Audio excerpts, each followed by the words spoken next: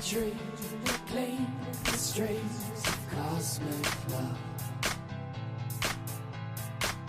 Celestial ship, it all come beaming down. It felt so yummy in their company, and so I opened my heart and much. Then all the tall and shiny people began to sing. We are the children from afar, coming down to meet you. We are the children from afar. It's so good to see, and we've come to show you who you are. We are the children from the stars. My heart's in love so hard that rainbow moons, and as they dance, they make the sweetest sound. This kind of music can change the world, radiating through the boys and girls, and all the tall and shiny people began to sing. We are the children from afar, coming down to meet you. We are the children from afar. It's so good to see, and we've come to show you who you are. We are the children from the stars.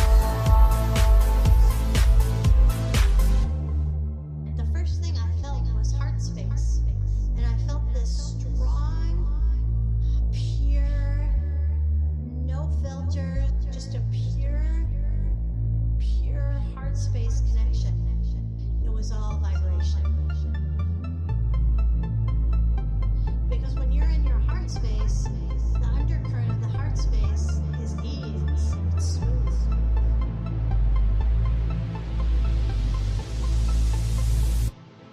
We are the children from afar, coming down to meet you. We are the children from afar. It's so good to see, and we've come to show you who you are. We are the children from the stars.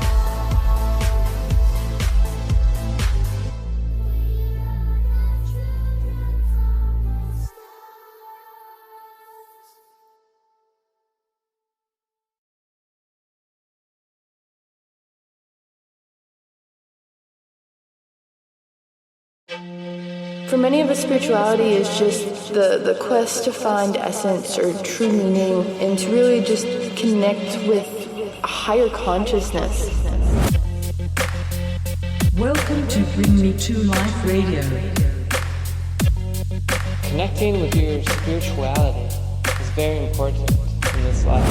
By becoming mindful of all of that, you can realize where you are and if that is leading you to where you want to go. Listen to the little simple things, because it's those little simple things that are going to shift you vibrationally in such a way that will prepare you to become very intuitively minded and ready to step forward on the next part of your path. I hope you can feel the love that's inside you, that's inside me, that connects us.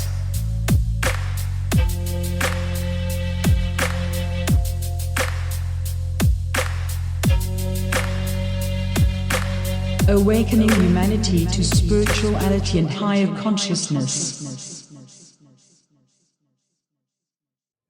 Thank you, everybody, for tuning in here to Bring Me to Life Radio. Let me adjust my microphone setting. There we go. Okay, you are here listening to Bring Me to Life Radio. I am Selaman, your humble host. And I truly do love being here with all of you guys listening in. Today we have Through the Eyes of the Angels in about 25 minutes. After that, we're going to have Papadosio Music Hour, and then we're going to have Variety Music Hour, and then the show will close out with a talk by Eckhart Tolle on Reality is Beyond Thought.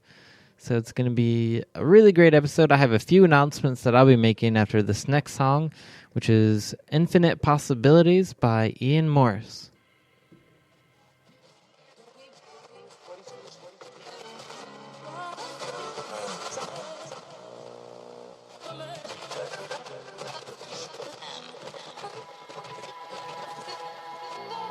The ordinary, everyday consciousness that we have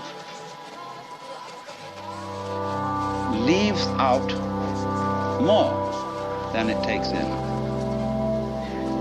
And because of this, it leaves out things that are terribly important. It leaves out things that would, if we did know them, allay our anxieties and fears and horrors.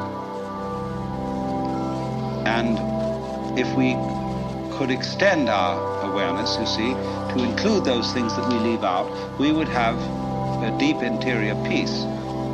Because we would all know the one thing that you mustn't know, according to the rules of our particular social game. The one thing you mustn't know, that's really not allowed, that is the lowdown on life. And the lowdown, on the one hand, means the real dirt on things.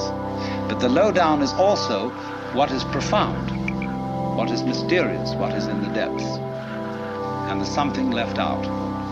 And our everyday consciousness screens this out.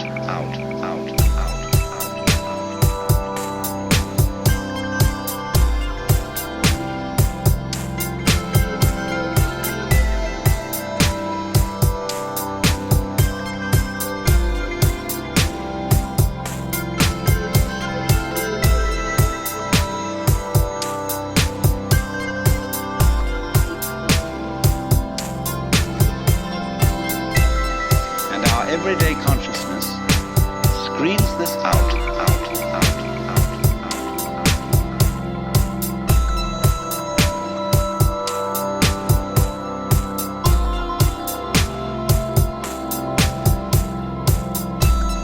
And our everyday consciousness screens this out. Now, the world is like that. Our sense organs are selective. They pick out certain things. They're receptive.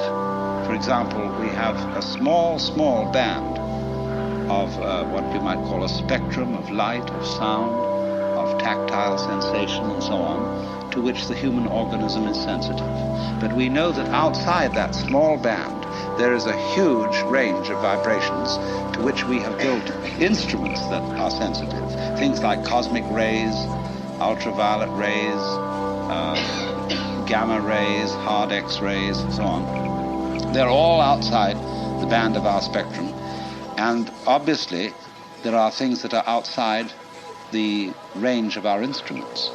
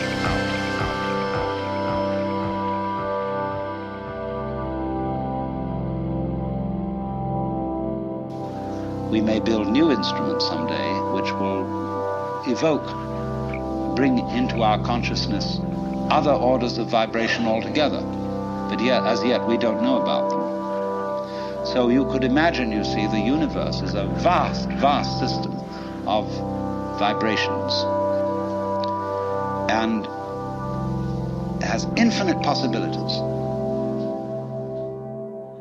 That song was Infinite Possibilities by Ian Morris, featuring a talk by Alan Watts. You are listening to Bring Me to Life Radio. We are recording live from the back of Mountain Shine Creative. So if you hear a giggle or somebody talking, it's probably Shannon Shine talking to somebody in the shop. So we have some more music before a talk with Sarah Hall on God, Angels, and Ascended Masters, which will come up in about 20 minutes. So we do have some more music, but first I wanted to make an announcement about an event that is happening tonight. It is March 30th, 2017, and today starts the first day of the New Mind Fest featuring Hedwig and the Angry Inch. We covered this with an interview with Bo Hartman last week, and so today is the first day that they are opening. It's going to start at 6 p.m. with an art opening. The Hedwig and the Angry Inch musical starts at 8. From 10 to 12, there's going to be an open mic hosted by Amy Conley and Hayden Klein. And then after that, from 12 a.m. to whenever, is going to be an all-out jam. So if you like jamming, if you're interested in the open mic, check it out. It's going to be a really cool event. And that is going to be at Dante's Bar. So today, Thursday, March 30th, starting at 6 p.m., will be the New Mind Fest featuring Hedwig and the Angry Inch. And that'll be Friday and Saturday as well. And we'll talk more about that in tomorrow's episode. So we're going to go back to some more music after a second. So this, I'm actually going to play a little thing that I made for the New Mind Fest. And then you'll hear Octortus Funk by Momentology.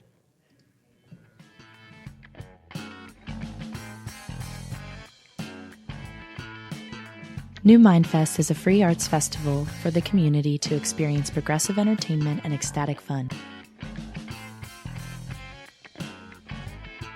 March 30th through April 1st, 6 p.m. to 1:30 a.m. at Dante's Bar in Frostburg, Maryland.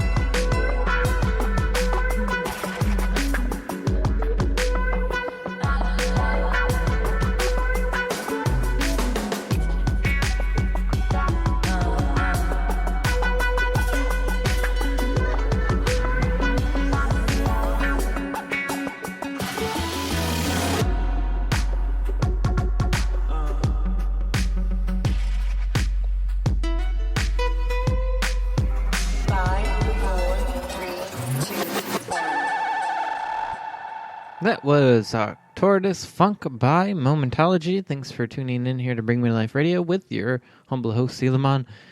I wanted to make one more quick announcement. Tonight, Paradigm Shift Central is hosting a team building hangout. We rebroadcast Paradigm Shift's Dream Class every third Saturday of the month, but this is a team hangout where people are invited to join in and talk about all kinds of consciousness lifting topics. And if you would like to tune into that, if you want to be a participant and talk, you can go to their Facebook page, Paradigm Shift Central, and check out the events that they're hosting, and it'll be listed on there. Or you could go to paradigmshiftcentral.com. They're going to start doing the talk around 9 p.m. Eastern Time. So if that's something you're into, there you go. We have 12 more minutes of music, and then we're going to play God, Angels, and Ascended Masters with Sarah Hall. It is a rebroadcast, but she will be live every third Thursday of the month. This next song is called Draw Down the Moon. It's a Living Light remix from K. Altair.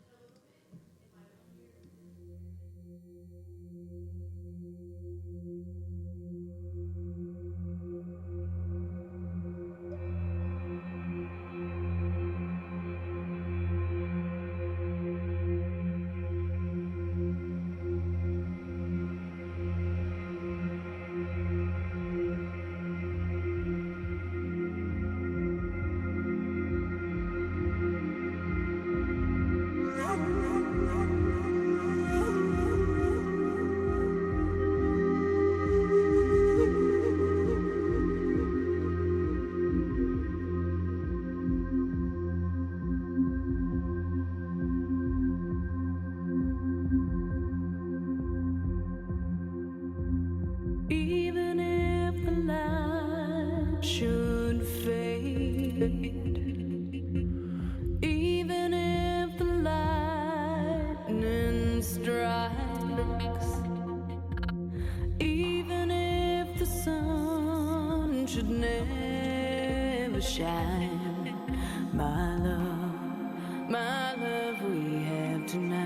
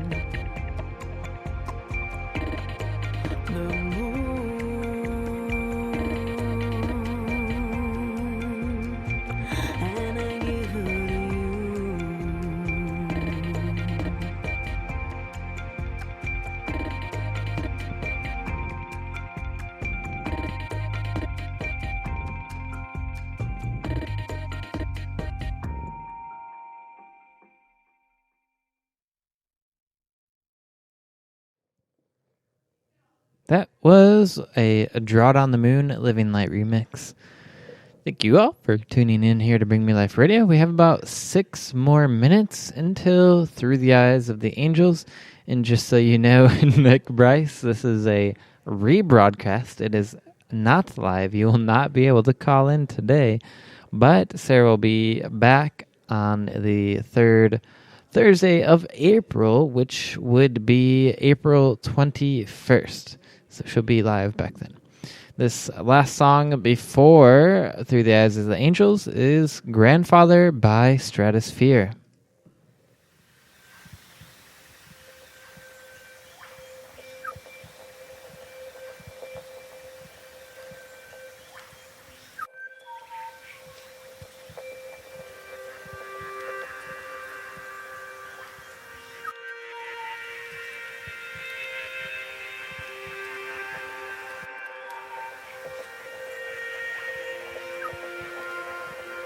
Everything is spiritual.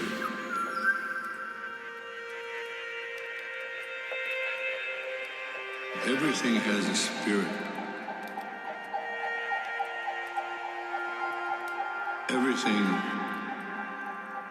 Everything was brought to you by the Creator.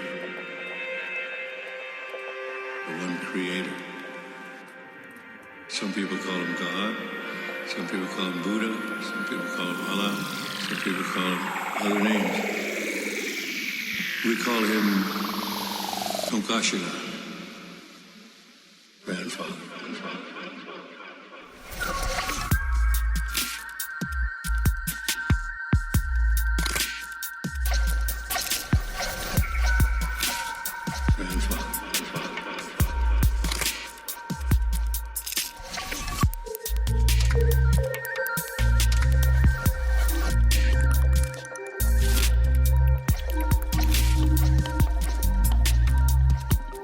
We're here on Earth only a few winters. Then we go to the spirit world.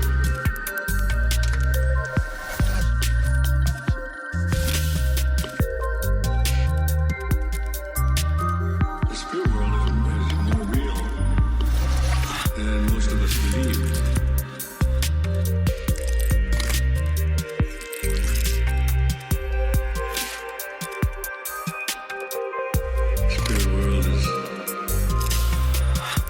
Everything.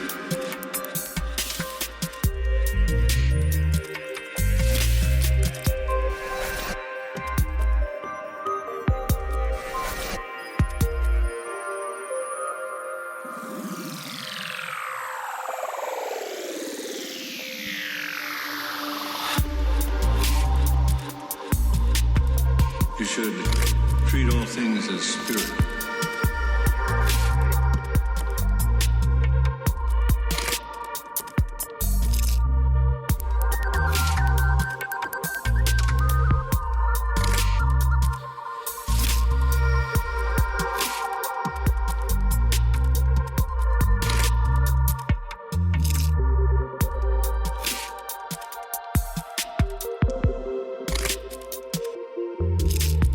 Realize that we are one family.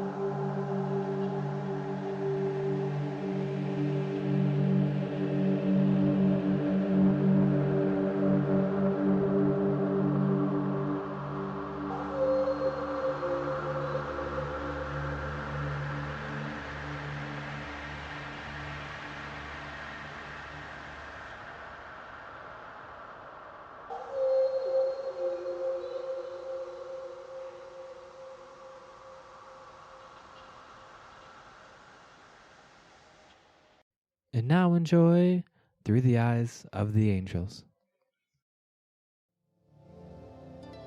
Each and every one of us has an unlimited inner wellspring of spiritual power. You have the ability to transform, create, and heal anything upon which you set your heart and mind. Join me, Sarah Hall, as we learn how to uplift all aspects of your life through spiritual empowerment. Enjoy weekly guided meditations, spiritual discussions on a multitude of topics, and a chance to call in to receive channeled messages from the angels on your spiritual journey. I'm Sarah Hall, and this is Through the Eyes of the Angels.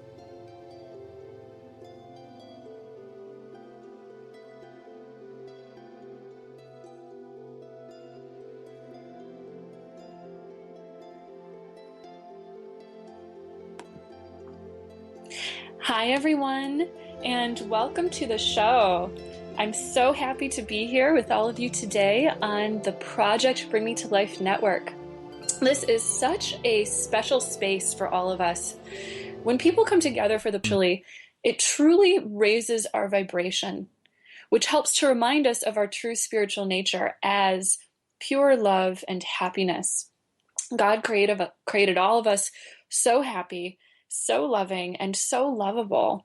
And when we come together like we are right now to learn about our source and our true spiritual nature, we bring that loving, happy, healthy, creative, and positive self out. So it's such a special thing to connect with you guys. Thank you for being here. There's also no accident in your listening in today.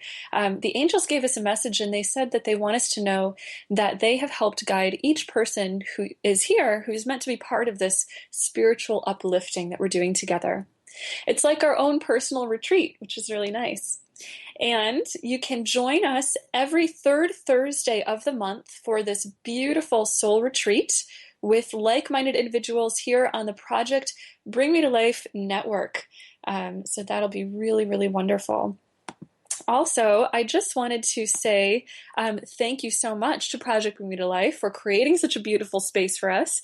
What they do is absolutely wonderful, and they just keep on coming up with more wonderful ways for light workers and artists and thinkers and so forth to connect. Something I'm really looking forward to is Project Bring Me to Life's second annual Crystal Chalice Awards. It's coming up on Saturday, September 3rd in Cumberland, Maryland, where we will be celebrating life and honoring people who have made some special contributions to the world through art, music, healing, and spirituality. And in fact, I was so humbled to hear that I was nominated for the Guide of the Year Award. Yay! Which is so very nice. I'm so grateful for the kind gesture. And of course, I give all credit right back to the angels. because they're the ones that really guide us. But anyways, if you'd like to celebrate at the Crystal Chalice Awards with myself and a beautiful gathering of creative, spiritually minded individuals, you can learn more about getting your tickets to the Crystal Chalice Awards on projectbringmetolife.com, where you can also vote for your favorite nominees in each of the awards categories. So I really hope to see you there. It's going to be so much fun. I also wanted to remind you that later on in the show, I will be taking your calls with any questions you have or with your angel reading requests. So if you'd like to call in, go ahead and write this number down. It's 240-979-4111. That's 240-979-4111. The phone lines are not open right now, but they will be a little bit later on, so go ahead and do save that number. So today's show is dedicated to learning about and connecting with God, the angels, and the ascended masters. I'm so excited for this topic. As many of you know, I work with the angels regularly in my work doing angel therapy sessions where we'll receive life guidance and healing energy from the angels. But I've also deeply enjoyed and have learned so much in connecting with ascended masters, such as Jesus, the Buddha, and Mother Mary, and so forth. All of these beings are direct extensions of God, the divine source of love that connects all of us. And all of us have the ability to connect with the divine. It's our human birthright and our very nature to expand our spiritual knowingness, our consciousness, into higher and higher places, whether that is through art, science, prayer, dance, meditation, or wherever our inner burning passion leads us. It's all God, and we are all relating with God all the time because God is a force that is within you. And every single one of us has an inner part of us that is always connected to God, to pure, all-powerful source energy at all times. This is the same magical force that beats your heart and grows your fingernails and gives birth to perspectives, desires, and passions within you. It's the same force that causes the birds and the butterflies and the turtles and the whales to migrate across the planet without the need for a GPS, that makes the grass and the flowers grow, and everything that is just continue to sprawl out and expand. It's so incredible. Expansion is the nature of the soul. Your soul is space, expansion, and immensity. And the one thing it does the best, that it craves and desires above all, is to be free to expand, to reach out and to touch the infinite. Your soul is infinity itself, and so is God. To see and understand the soul within you is to understand God, because we are made in God's perfect image. We are the perfect fractal replica of a greater infinite whole.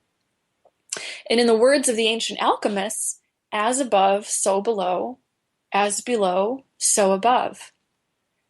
This is a description of the infinite fractal nature of the universe. And it's also the key to understanding the nature of the universe, because it tells us all you need to do to understand it is to look within to discover God, to discover our source. So it's truly a beautiful thing. We are so much more than just our bodies or than our personal stories and so forth.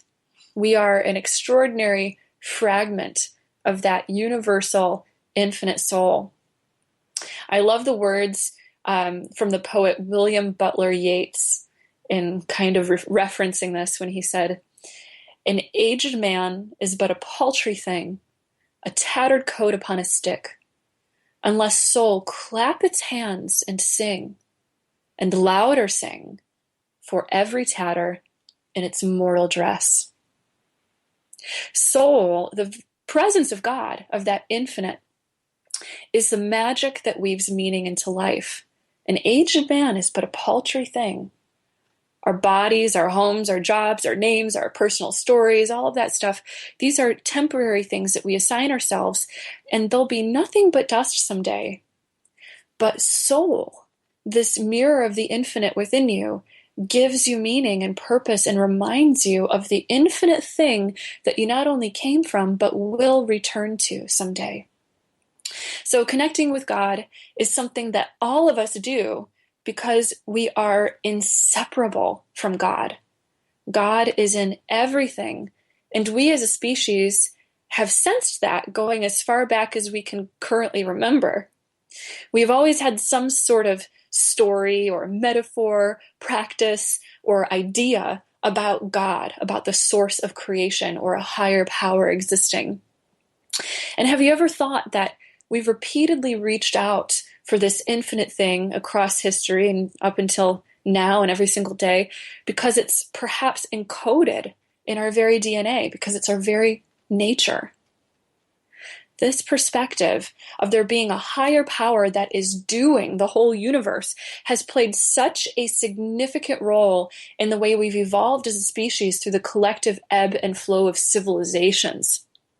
And one thing that is perhaps undeniable is that the closer we get to truly understanding that we're all in it together, that we are all united and connected as one being, the closer we get to making it all work harmoniously. So the closer we get to God, the closer we feel that divine perfection. When we embrace our true nature as a unified force, connected by love, each person belonging to one another in a family of 7 billion people, we seem to create peace, fulfillment, and happiness. We seem to feel safer. We seem to feel better, don't we? And that is exactly what the divine is here to help and guide us with expanding, evolving, growing, and returning really to a state of love high enough to allow us to truly understand ourselves and life itself. So it's through love that we sort of drink from the cup of understanding. Higher states of love are higher states of truth, higher states of awareness. And having a personal relationship with the divine is fulfilling and incredibly helpful in creating peace and happiness in life, as so many of us have probably experienced. And you can certainly connect directly with God. That infinite sprawling force that is God that we've been contemplating here really does have a voice and will all its own, just as you and I do. And it is one of the most pure, constant, and infinite love. So when you want to just feel that pure, infinite love connection, reach out to the Creator. It always answers because it is omnipresent and so incredibly awakened, so focused and so aware within absolutely everything. It knows you and it loves you completely. So when you're looking for a true sense of being loved and known and understood and just held and completed, reach out to the Creator. Reach out directly to the Creator. It's a wonderful experience and we should all do it. Now, when you contemplate God, you'll most likely get the sense that we human beings are certainly not the highest form of consciousness there is in the universe. But did you ever wonder what exists on that spectrum of consciousness between our perspective and that of the infinite, most high perspective of God? We as human beings are generally not focused within the highest spectrum of consciousness, but there are all kinds of entities that exist who are higher in their state of perspective than we are. And the beautiful thing is that they love us so dearly, because to exist in a higher state of awareness is to exist as a higher state of love, just as we were saying before. And the closer and more permeated you are with love, the more you see everything from a perspective of love. And the perspective that we've just described is that of the angels. Angels are pure light and love, infinitely and all the time, 24/7, constantly, unchangeably infinite love. Angels are direct extensions of God and some of the purest beings in the universe that we can call upon and work with for our growth. The word angel means messenger. Angels are thought to be pure messengers of God. They see and reflect the purest form of truth straight from the source, and their purpose is to deliver that love and truth everywhere, like neurotransmitters firing off light to all forms of consciousness all throughout the universe. And the angels are with all of us too. Isn't that extraordinary? Each and every one of us has guardian angels watching over us from the time of our birth. And in my experience, I've seen that each of us has at least 2, if not 4 or more angels always with us, guardian angels. We also have the ability to connect with other kinds of angels too. So for example, if you are praying for healing, you'll be surrounded with healing angels. And there are also archangels. These are very high, loving beings who sort of oversee the function of the angelic realm. The archangels each have a specific purpose assigned to them. So for example, Archangel Michael, who I reference a lot and who we'll work with a little bit later today, his purpose is to eradicate all fear from the planet. It's a big job, isn't it? He is the protecting angel and a personal guide to all light workers, to everyone who also feels aligned with this purpose of eradicating fear or negativity from the planet. Another archangel is Archangel Raphael, the healing angel. Or there's Archangel Gabriel, the angel of communication and truth. There are an incredible number of angels, of archangels and angels that are assigned all different kinds of functions, from helping us with, for example, healing, finances and money, with romance, or with parenting and children. Any topic you can think of, there are angels that are devoted experts and helpers in that particular area. And if you've ever asked God for something, then you're probably working with the angels right now, even if you don't know it, which I think is pretty amazing. Now, for some people, working with the angels is a very subtle experience in which the angels just help to nudge us and our lives from behind the scenes without us even knowing it. For others, it's a very direct experience, like for those who have had a miraculous angelic intervention of some kind. And there are stories of people that have experienced this all the time. And of course, there's legendary stories that we have in all different kinds of texts where people have experienced an angel appearing to them with some sort of message or help or something like that. The cool thing is you get to kind of choose how you interact with the angels. You see, there's something that the angels respect and hold very sacred about us human beings, something that they're always supporting, and that is our free will. The angels understand that our free will is inherent to our evolution and growth as a collective. The magic thing, the purpose of the human being in the universe, it's special because we're doing it, we're expanding the universe with our free will. And the angels love that about us, and they are here to protect that for us. So if you want to work more directly with the angels, then ask them, invite them in, make a free will, conscious choice to include them in your life, and they will start showing up in beautiful, oftentimes miraculous ways. Now, we've been talking about consciousness here as a spectrum.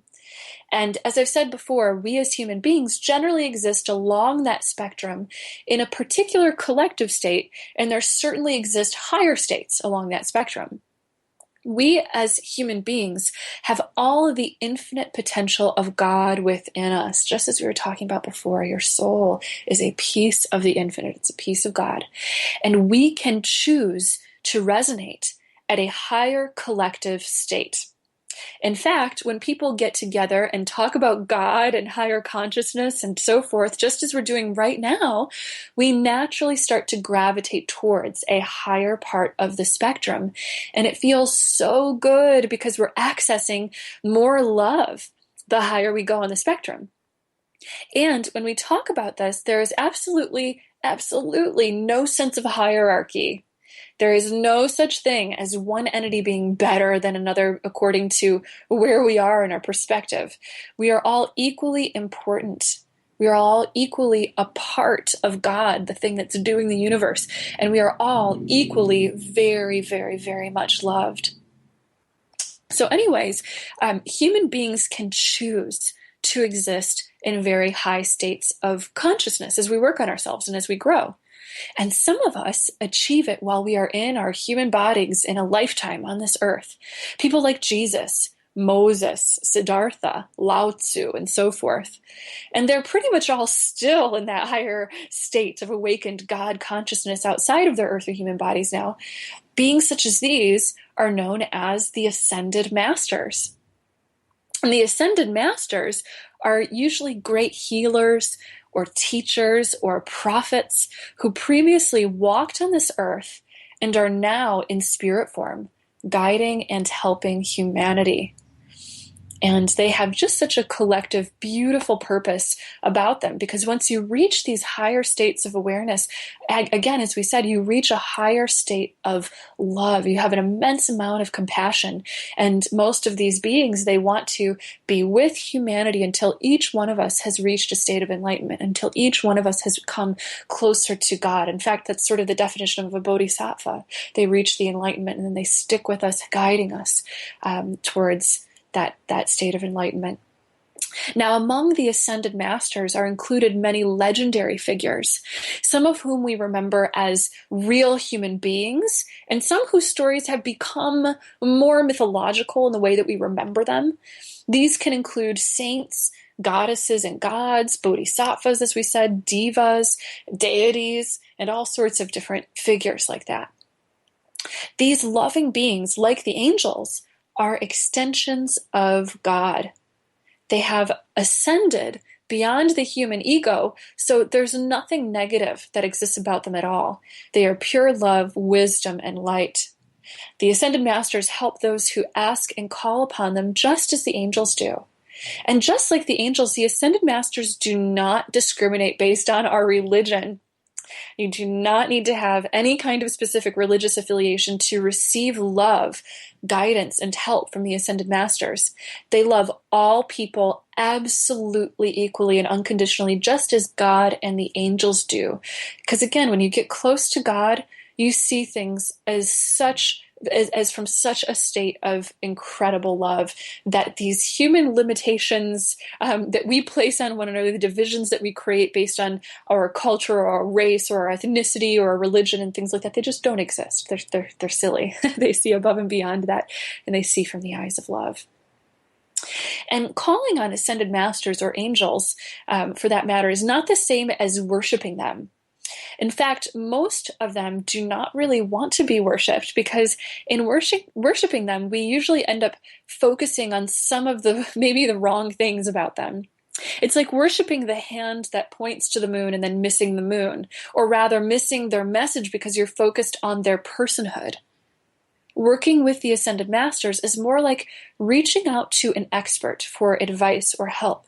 So, for example, if you want help learning how to forgive, you can call upon Jesus, who is an absolute expert in the power of forgiveness to help you do it. And by accepting the help of Ascended Masters, we're appreciating and saying thank you to God, the Creator, for giving us these benevolent helpers. So even if you were sort of raised in or were comfortable in thinking in a more monotheistic, sort of idea of how spirituality works, it all fits in together. In the same way that, for example, in Christianity, God is divided up into aspects such as the Father, the Son, and the Holy Spirit. And then within that, we fit in the idea of angels and perhaps even saints and things like that. All of these other beings that exist along the spectrum of consciousness are extensions of God, extensions of the one Creator, in the same way that you and I are extensions of the one Creator, and yet all held in unity, in this state of oneness, the one God that we're all a part of, sort of thing. So in order to start working with these wonderful benevolent helpers, with the angels, with the ascended masters, or with the creator. Just as we said before, it begins with setting an intention. It begins with your free will choice to do so. So if you would like to connect with these wonderful heavenly helpers, then set the intention to do so. Ask them for specific help with a specific area in your life. Or you can, if you don't know which angel or which ascended master to call upon, you can simply just pray to heaven for help and say, angels, heaven, I want help with this particular task or this particular lesson. And heaven will send you the expert that you need. And if you want to know who's working with you, you can ask to be shown that as well, and you'll start to receive answers through things called synchronicities, which are experiences where a message will repeat through our lives over and over again until we see it.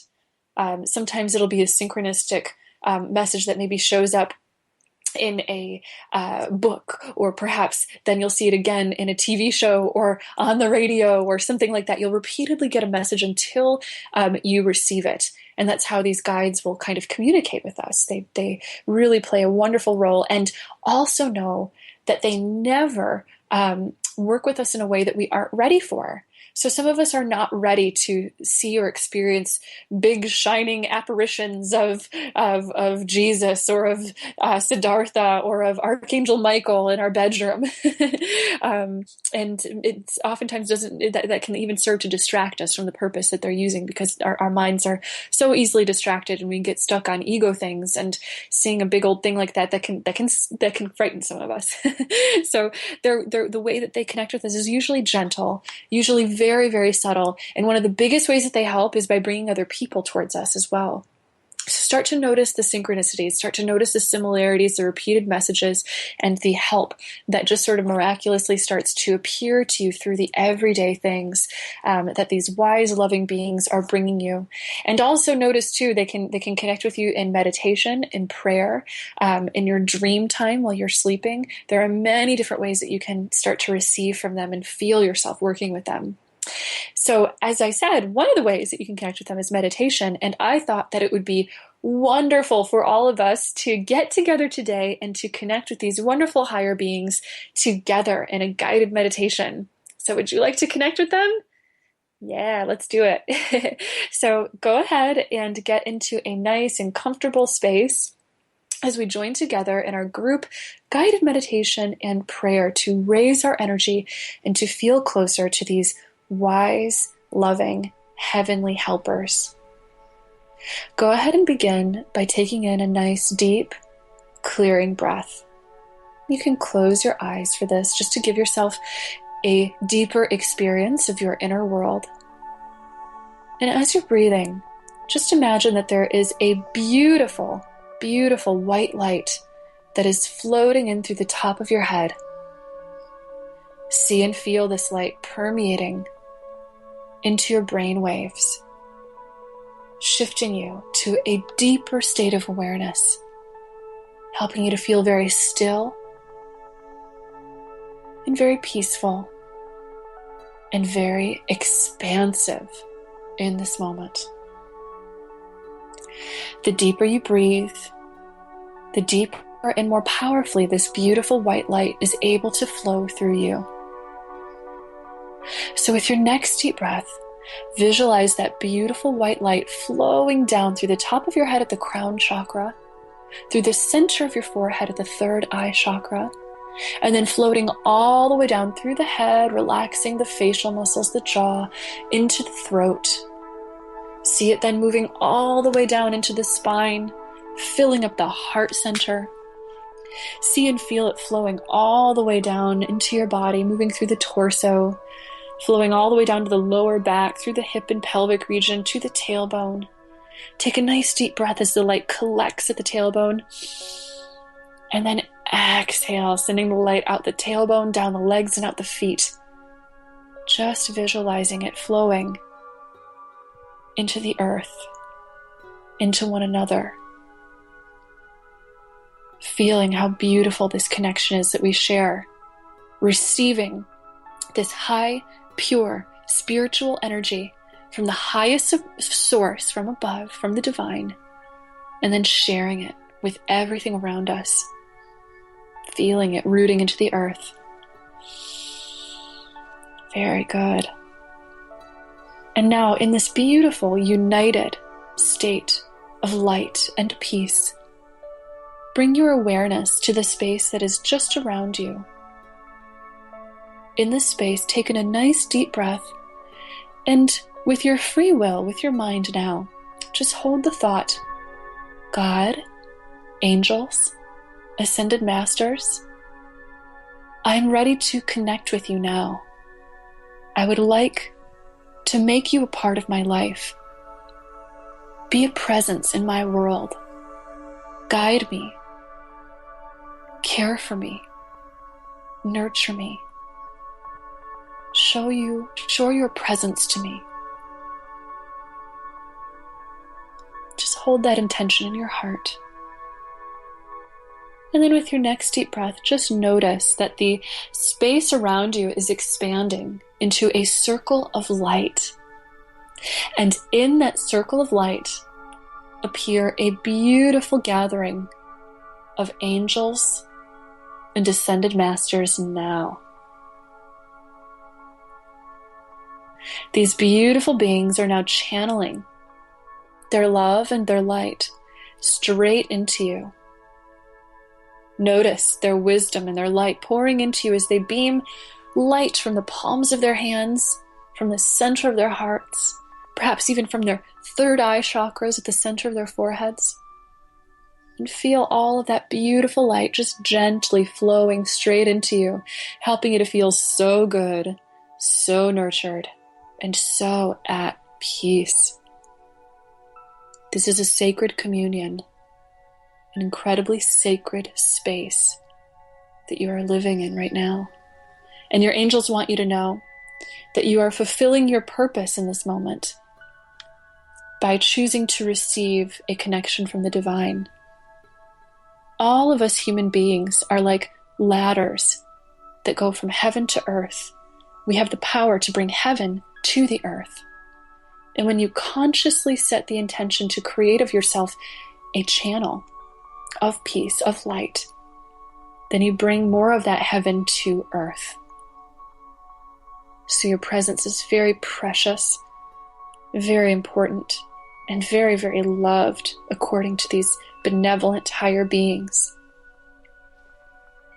Just take a moment now in this space to just look around the circle around you, looking at these beautiful guides and angels, and go ahead and set an intention, a healing intention.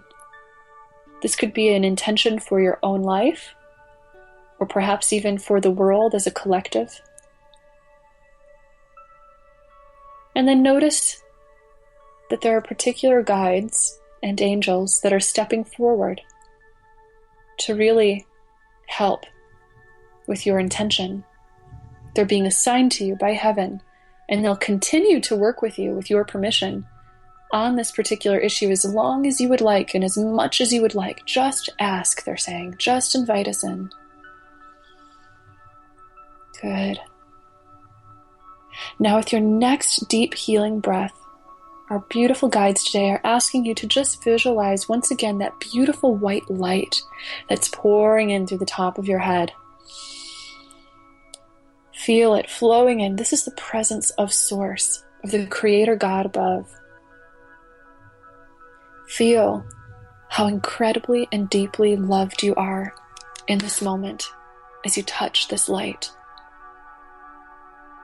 And once again, allow this incredible amount of unconditional, infinite, and constant love to pour throughout your entire being. Let it touch every particle that makes up your being. Let it touch every aspect of your life.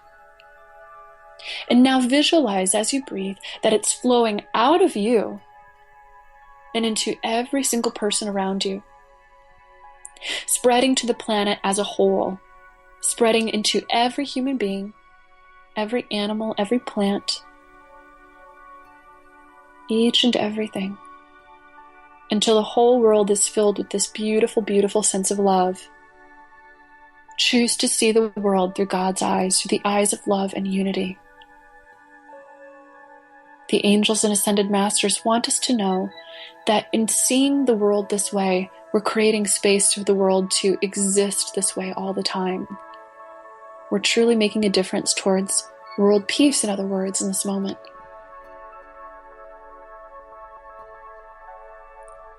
Just taking in one last nice deep breath. Hold the intention of gratitude now for yourself, for God, for the angels and ascended masters, and for our connection today. Just a big thank you. Feeling as if that thank you that's resonating out of you is like a big, beautiful hug that's wrapping out of your heart, wrapping all around you, connecting you with everybody around you, and just creating a good, beautiful feeling. It's so nice. Taking in just one last deep clearing breath, you may now gently exhale to open your eyes and just shift right back into the room, into the moment. And my goodness, didn't that feel good? It's so wonderful to connect with our guides. Oh, I love it. And that's the perfect introduction now to connecting together and with our guides a little bit more closely by taking a few calls. So we're now going to open up our phone lines and take some of your questions or your angel reading requests. And once again, the number to call for that is 240-979-4111. I'll repeat it one more time. That's 240-979-4111. And the angels are encouraging us right now to set a personal intention. Perhaps you have a personal question or healing intention that you want answered. The angels are telling us that they'd like you to listen carefully because you'll receive some guidance you're supposed to hear today, even if you don't get through as one of our callers. The angels want you to listen to the messages given.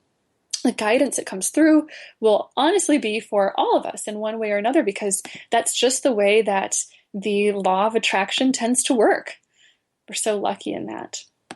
So now, as we are waiting for our first caller, let's go ahead and actually pick a couple of cards to represent guidance that all of us may need to hear for today. So the two decks of cards that I'm working with today, I have the Archangel's Oracle card deck and the Ascended Masters Oracle card deck. And I thought this would be the perfect combination of cards to work with, given our topic for today. And when you call in, you can request either one of the decks if you want. These are both decks by Doreen Virtue. So I'm going to pick a little spread with a couple of cards from each deck. We're going to do 4 cards today, 2 from the Archangels and 2 from the Ascended Masters. So I'm going to go ahead and just turn over our first card. Wow, this is such a beautiful message, and I think this is a message that has been repeated quite a lot lately because the energy in the world has been kind of intense. The card is from the Archangels deck, and it is the Outdoors card.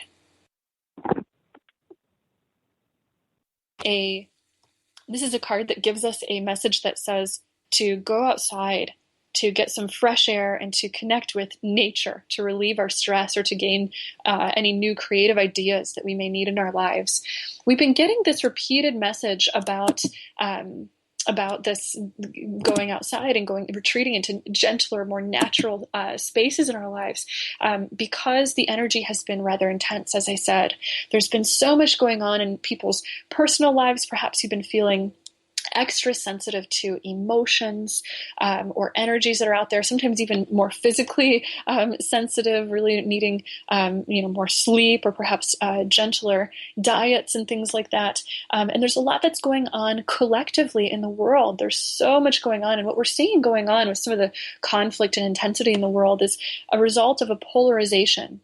Our world is going through a very, very immense and important change right now, in which we are letting go, really purging out some of the dark that no longer, the fear and the darkness that no longer serves us anymore in our purpose. And in purging all of that out, we're seeing some of it come to the surface, and we're seeing it in the form of some of the world events that are going on right now. So a lot of us are sensitive to that, and the message that I've been getting just on repeat from the angels is to relax, just unplug. take care of yourself, focus on self-nurturing. And going outdoors in nature is one of the best ways that you can do that, because nature is an incredible place to connect with God. It is quiet. It flows in the same rhythm as the entire universe flows very easily without resisting it, as we human beings sometimes resist it. So when you're out in nature, it reminds you not to resist the flow, and it helps you to kind of feel the quiet and the stillness of God, of peace. Card. Our second card is the Breathe card. And the Breathe card is with Archangel Raphael here. I see his picture on the card, and it tells us again that this is a time to just really slow down in life. Take a deep breath and just allow yourself to be in a state of a peace. This is very important because right now, not only is the world releasing some of the old negativity that it needs to release, but we individually are releasing our old patterns, our old limiting thoughts and cycles and things like that. And that's also just so incredibly important right now. And anytime you're healing, know that you need more rest. You need more rest when you're going through any kind of healing, just in the same way that when you're physically healing, you need to sleep and rest more. So treat yourself with a specialness at this time. So our next card that we have here is from the Ascended Masters Oracle card deck, and it's the Stay Focused card. Kuthumi is the Ascended Master of this particular card. And stay focused is a message telling us to really, really stay focused on what's important in life, even with all of the negativity that's going on in the world, or maybe even there's some conflict or intensity in your own life. Stay focused on peace. Stay focused on your true spiritual nature, and you will experience so much love. Our final card collectively for all of us today is from Ocean, the Ascended Master Ocean, and the message is drink more water. I love this. It goes so well with our theme of taking good care of yourself. Drink more water, and also spend time in your bodies of water. The more water you drink, actually, the more you're able to assimilate and clear spiritual energy through you. So definitely take that on. Take very good care of your body at this time. It looks like, in fact, we have our first caller with us today. So caller, you are on the air. Thank you so much for joining us. If you could go ahead and just tell us your first name and where you're calling from today. Hi, it's Lindsay. I just had a reading with Sarah, and I just want to say it was one of, like a personal reading, it was one of the best experiences I had. So if there's anybody listening today that is considering getting one, she really helped me. And thank you, Sarah. Oh my goodness, you're welcome. So wonderful to connect with you, dear Lindsay. Yay. All right. So what question or thought or request do you have for today? Well, I just made some of the changes you suggested, and I was wondering, I guess just kind of a general reading, like whatever they want to say. It doesn't have to be about health, but maybe if it's feeling good or how I can improve my life. And if you get another caller, you can just hang up with me. Oh, no, we love you. So we'll do your reading real quick. But yes, this is awesome. So the first thing that I'm kind of seeing, without even pulling over the cards that I'm kind of selecting here right now, is that Archangel Raphael is around you really strong. He's our healing angel once again. And he's smiling really big as if he's really, really proud. And this is interesting because something that Archangel Raphael tends to do with us as a guide is to push books off of shelves, either literally or figuratively, and that he sends guidance our way in the form of books or other sources of information. And I'm seeing him do that with you. He's saying, bravo, good job, and he's trying to send more information your way. So that's really, really wonderful. Now, I'm turning over these cards here and just seeing what kind of things we have here. And our first card from the Archangel's deck, this is from Archangel Chamuel, is the Beloved One card. This is a card that usually refers to soulmate relationships in our life. This is a card that tells you that, yes, you've been doing wonderfully with making some healthful, positive changes in your life, but now the angels are kind of focusing in a little bit on your relationships, and they want you to know that you are really, really being guided through your relationships. The angels oftentimes bring us the support that we need through other people, and this is definitely true at this time. Particularly, this is kind of interesting, but I'm hearing your angels kind of give us some nudges towards romantic relationships. Is this something that you've been contemplating at all? Yes, they actually, when I was thinking about calling, they're like, ask about your love life. And I brushed it off. I was like, that's weird. But I've been getting it so hard. oh, it's gonna happen. Like but like I feel so isolated. I'm like, how could that ever happen? But wow. Yes, yeah. this is a sign that says that now is the time.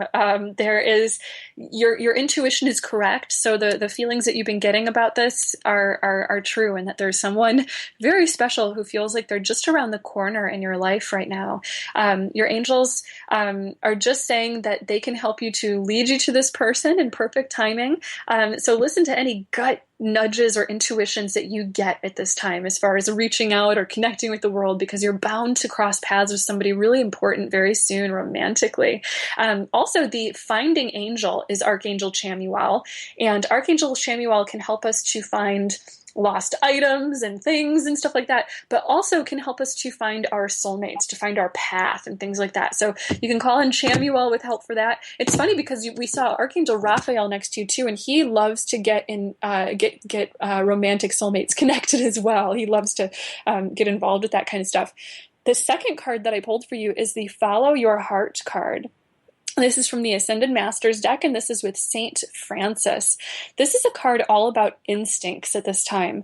They're saying as you follow your instincts, and they're saying really in all areas of your life, whether it's making healthful changes, whether it's doing something for your career path or whatever, these things are what is leading you to your particular soulmate. And it's interesting because the message that they just popped in with us about this is that your soulmate has a role to play in terms of your life purpose. It's somebody who's got like a connection with life purpose stuff for you, or they're in a similar field. So that's going to be really awesome. So, and I mean, I've gotten that before, and I just like that. Like as I do what I do, that person. I don't know. I want to let you talk because you're saying exactly what Good. I love that. I love that affirmation. And that's just such a wonderful example too, because it helps us to know that, when we get something for ourselves, from our angels repeatedly, usually we're getting the right thing. You've been hearing the right thing. It's easy to receive guidance from the angels.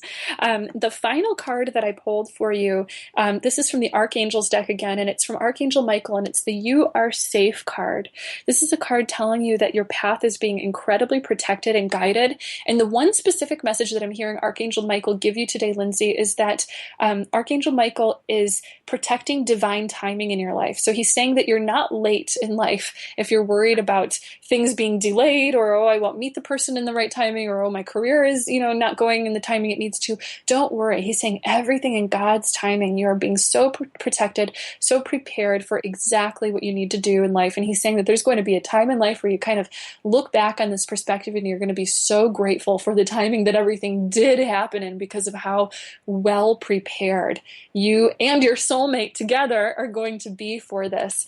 So any thoughts or questions about any of that so far? No, it's so funny. Like I've been wanting to rush ahead and feeling like I'm behind or I'm late and like I missed it, and I keep hearing like timing is important, and like it's just so, you just said everything that I've already felt, that like even it was just so, that's been one of my hugest fears, is that I've missed the boat. And like it's not, I'm going to miss it. Like I'll just take too long and then it'll just be gone. Yes, you can't miss it. You absolutely can't miss it. And I'm hearing your angels pop in and say once again, they're saying you've got an incredible amount of time, and the timing is going to be so perfect. And they're reminding you, you are so young. And then I'm seeing them underlining the word young 3 times, and they're saying you've got such incredible amount of experience ahead of you in terms of career and relationships and everything. So yeah, just keep the faith and keep on going. You're doing so wonderfully. Thank you so much, Sarah. You are so welcome, Lindsay, and thank you so much again for calling. It's so wonderful to have you on again. Thank you. Bye. Bye-bye. All right. So that was such a beautiful call today. So we are open for taking another caller. If anybody would like to, we still have time for another caller for today. And I'll remind you of the phone number one more time. It's 240-979-4111. That's 240-979-4111. And it looks like we have our next caller on the air with us again. So caller, go ahead. You're on the air. If you could tell us your first name and where you're calling from today. Hi, Sarah. It's Anna. I'm calling from Wisconsin. Hi, Anna. Thanks for calling in today. What is your question or thought you have to share? Yeah, I just had a couple questions. So I have been kind of digging deeper into into some different groups, and most of them are very, very positive and have very enlightening things. But I do see a few about, some people are saying, like, wake up, like about the economic collapse, about some different kind of things that I have been hearing about since basically I was born. And I kind of wanted your insight on kind of like how that all fits into different things, just to kind of have a good balance of, I guess, kind of because I know that the Earth is going through different stages, and kind of just getting your reflection on kind of where your view is on that, maybe. Yes. Oh my gosh, that's such a great question. So you're absolutely right. And, you know, there has been a lot of discussion around this, about the fact that there are a lot of changes going around right now with our civilization, and that some of them seem to be ones that, you know, could have some growing pains, that could be, you know, painful and things like that. Now, something that I've very repeatedly kind of heard from the angels is it's important not to go into fear about these things. They want us to know that the Earth has actually cycled through situations like this many times. We're not the first ones to go through this thing where we're facing what seems like it could be an economic sort of collapse, or even who have put this kind of particular pressure on the environment and things like that. That there are similar sorts of things that have happened, you know, before, and you know, it's part of our growing pains as a species. So what the angels usually tell us about right now, about what's going on right now, is that there is a major rebalancing that is going on. So there is, right now, they're saying specifically that they want to talk about, there's a sort of an imbalance that we've been experiencing in certain areas between what we call masculine energies and feminine energies, or sometimes the focus between what masculine energies refer to as giving and working and doing, which pretty much all of us are obsessed with, especially in our Western cultures. It's like all about doing, working, productivity, organizing, thinking, logic, being in the head, reason, and things like that, versus the feminine side, which embraces being. We are human beings, not human doings. And we need to make sure that there's a balance between the doing part of us and the being part of us, because the being part of us is able to sense our source, is able to sense love. It's that feminine side that represents self-nurturing, self-love, receiving from God. So that's kind of a general look of what's going on. And again, there are a lot of different symptoms of that.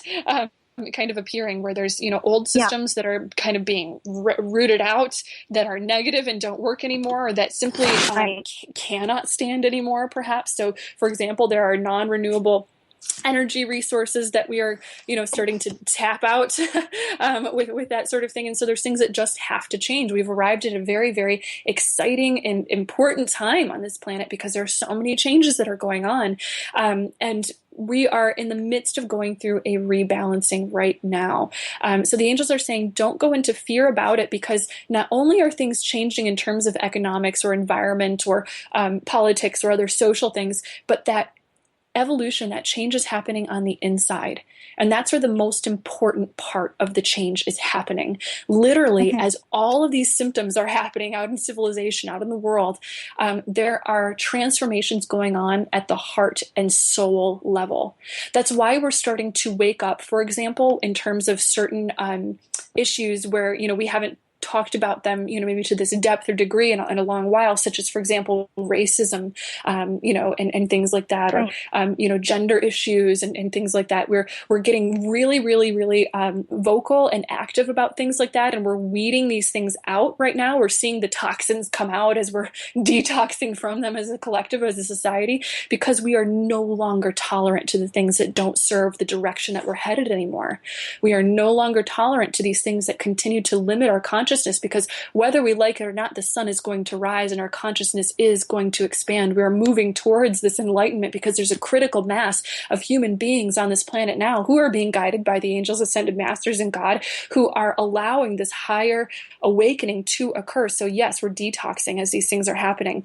Don't be afraid of the signs of detox, the angels are saying, because we're going to survive it. It's going to be fine. And it's safe to purge. It's safe to let go. In the same way that when we're really sick, say you've got the flu and you've got to throw something up, it feels god awful to throw up. And I don't know about you, but I'm one of those people where I'll do anything to avoid having to throw up because it's so, not to get gross, but it's so unpleasant. It's just so, it's so uncomfortable. But that's kind of what's happening collectively is we're going through the collective purge. And in the midst of the purge, it hurts like heck. It's really gross and it feels uncomfortable. And a lot of us are resisting the purge even because it's so uncomfortable.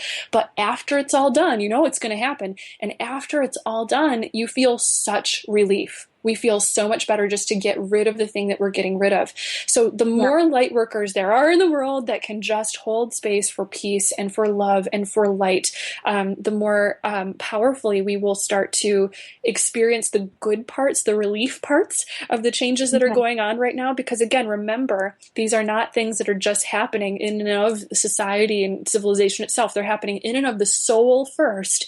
And remember what we said about the soul at the very beginning of this talk today. The soul is a piece of the infinite. The soul is a piece of God, and God is in an ever constant state of harmony and love and perfection. So we're bringing that out in the world, whether we know it or not, whether we like it or not. We are growing towards that in the same way that a baby is bound to grow up and learn how to walk and so forth. We are growing towards that. So the next little thing that the angels just want us to know is that the best thing that we can do as human beings who feel called to help light workers and so forth is to come out of the closet, first of all, to speak up and to speak our mind, to talk about things, because chances are, and this is really true, you're not the only one thinking these things, and you help so many people discover parts of themselves when you talk about them.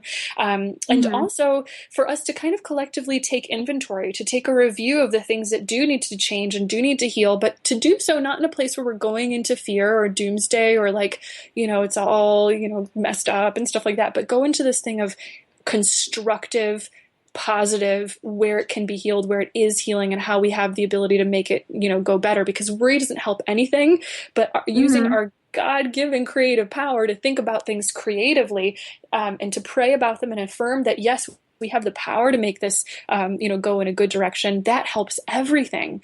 And I'm hearing the angels remind us right now, too, that there is an infinite supply of success in this world. There's an infinite supply of healing and of balance and just of things that are capable of being balanced, that we, maybe at this point we haven't seen all of the, the ins and outs of how that'll work, but there is capability for all of this to be balanced. God is absolutely infinite, and we can heal and shift and balance the things that seem like they need to be purged out right now. So definitely we need to take the life review of what's going on in our world. We need to speak up about it and to certainly take charge of the situation that's going on in the world where we feel guided to. And the first place that we need to take charge is in our own lives. If you want to see a revolution happening, the first place you need to make it happen is inside you. And that's for all of us to hear today. If you want to make a change, do it for yourself first, because when you make the change from yourself, from that inner place, then the world is really, you're doing it to the world, first of all, because we're all one, we're all connected. So when you do it to yourself, you're doing it to the entire world, just sending waves of energy of that change into the world. You're also living by example. You're also creating space for the entire world to kind of join you in all of this. And any change that really needs to occur, really does occur in this world, and kind of stays permanently and is successful and things like that, comes when its time is ready, because our souls have arrived there. There is nothing more powerful in this world than when an idea's time has come. And that's really what we're experiencing right now. This is a time where we're seeing, some of the birth pangs of what is honestly revolution. And that's a word that's scary for a lot of people, especially scary for people in the establishment. But the thing is a revolution is something that you can't stop, because a real revolution is something that starts in the heart and starts in the soul and spreads naturally through an awakening of the spirit, because we're all connected. It's happening to every single one of us, and it's safe and it's okay, and we're going towards it whether we know it or not, sort of thing. So it's going to be absolutely wonderful. And also they're saying that when we make the change from the inside out first, that's when it really sticks. So for example, you can look at places in civilization or history where we've tried to just apply a set of rules to make a change from the outside in. So for example, communism is something that sounds really, really wonderful when you think of like the utopian sort of ideal of it. But since we're not in a place where we've evolved yet to really share everything absolutely equally and to kind of keep ourselves harmoniously, there's aspects of it that just plain don't work. Sounds great on paper, that then they don't work because we're applying it from the outside in. But these revolutionary things that happen from the inside out really, really do work. And we're in the middle of it right now. It's exciting because we're literally experiencing it. And then, of course, if you feel guided to take action, to do something very specific in the world, do that. Each of us will be called in our own way through our passions, to make a change. So I know that was a lot. Our angels had a lot for us on that one. Thank you for that question, Anna. Any thoughts from you on any of that? Yeah, well, it's just, like I said, so since the time I have grown up, my mother, I don't think she's known it. She's had a lot of insight about a lot of different things. And she's always talked about, change and how the world is going to change. And so here we come, it's been, I'm in my 40s. So like 40 years later, and you can see a lot of these things are happening. And so she still always gives this warning of, things are going to happen. It's going to be soon. It's going to be soon. So I know intuitively she knows these things are happening. I think her view on it is a different one. She has always come kind of from a place of fear, and she's always tried to instill in all of us kids, like there's an urgency. But I think that the more that I'm digging into this, the more I see that it's not so much like an economic collapse, but it's like you said, it's like an internal thing that's kind of expanding outward, and it's becoming a whole world vision thing as the world is changing. And again, it's just, I've heard doom and gloom since I was a little kid, and I've never gotten caught up into it, but I just kind of wanted the angel's perspective as to like what we can expect. And I know that coming from God's view is always always a good thing of peace and harmony and love. I know he would never want anything different for us, but I also know that as we go through growth, a lot of times change and growth is difficult. So that's kind of, again, why I wanted to kind of know the angel's perspective on things in that respect. Yes, for sure. And whenever we come across people, because I think probably all of us have known or know somebody at some point that may have a little bit more of the fear perspective on it. And that's okay. They're learning where they're learning, but just show them love. Just love them, accept them, show them love. And also remember, the angels are telling us this is just sort of a closing remark on this particular thing, is that most of the kinds of changes that we see occur in this world, most of them are gradual and slow, in the same way that a flower blooms very, very slowly. And then suddenly you go outside and, it's all the way open and it's beautiful. That's sort of the flowering of human consciousness. It's happening at a very natural rate. In the same way that we were using that saying from the ancient alchemists at the very beginning, as above, so below, as below, so above. If you're looking to see the way that the changes will be happening in this world, they'll probably be happening a little bit more along that lines. We see things change very gradually and slowly in the world. And sometimes within the slow, gradual change, there can be a little burst where we feel something really big, like the volcano will erupt or the thunderstorm will break out for a little bit, but then that passes, and it's all part of the slow, gradual change, that is going on. And the angels are saying, no, that there is nothing that we need to fear about at all. This is one of the more safer times to be alive than ever before from their perspective, because of our attitude, just because of our attitude as human beings. It's the greater critical mass again has changed towards something that is a lot more sensitive to love, honestly, from their perspective. And that may seem funny because we look at everything that's happening and we think that there's a lot of violence, and certainly there is, but we're being fed that by media, and they're kind of overinflating that. So focus on the love, no matter what you're looking at, and know that the love is always incredibly present, and that when you turn on the light, in a dark room, the dark just scatters absolutely naturally. And you are light. You and I, Yeah. every single person, we're like that light switch. So we can change anything that's dark in this world by turning on our own light and turning the darkness literally into light and love.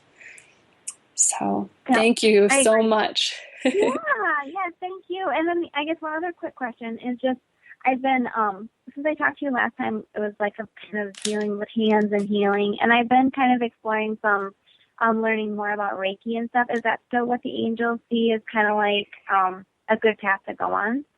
Yes, I just pulled one card to see what their update on is with this, and it's from the Archangel's deck, and it's the Brilliant Idea card from Archangel Uriel, saying this is divinely guided. Take action and bring this into fruition. This is going to be so good for every aspect of your life. And also, I'm feeling guided to say, work with Archangel Uriel. Archangel Uriel is the angel of light and of mind and consciousness and ideas and things like that. And I have a feeling that he's got a specific kind of closeness with you particularly, otherwise he wouldn't have come up. So, yeah. All right. Well, thank you so much, Anna. That was such a wonderful call. Thank you for connecting. Thank you, with us Sarah. today. You're welcome. Many blessings and light to everyone.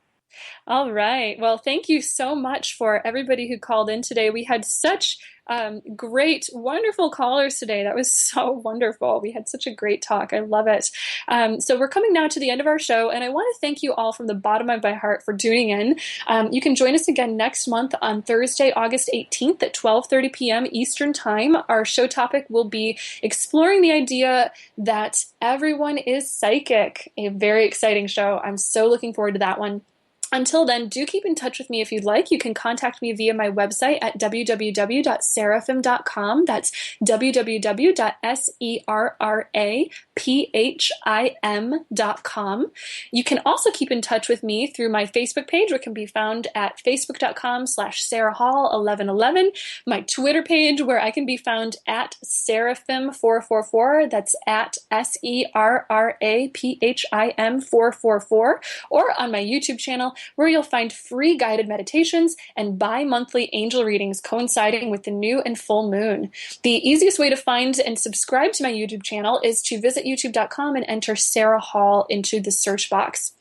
If you would like to listen to this show also on rebroadcast or share it with a friend, you will be able to find it on www.spreaker.com/show/bringmetolife-radio.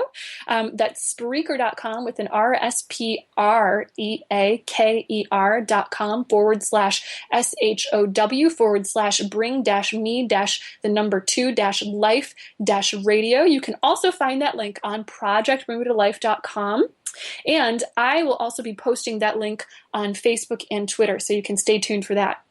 And for more fantastic spiritual talk radio, music, art, podcasts, events, and so much more, visit www.projectbringmetolife.com. And remember to vote for your favorite nominees for the Crystal Chalice Awards. Yay. All right. Thank you so much again for tuning in today. It was so wonderful to connect with you, and know until we meet again that you are so loved and so very, very blessed. Bye. And now enjoy Papadosio Music Hour.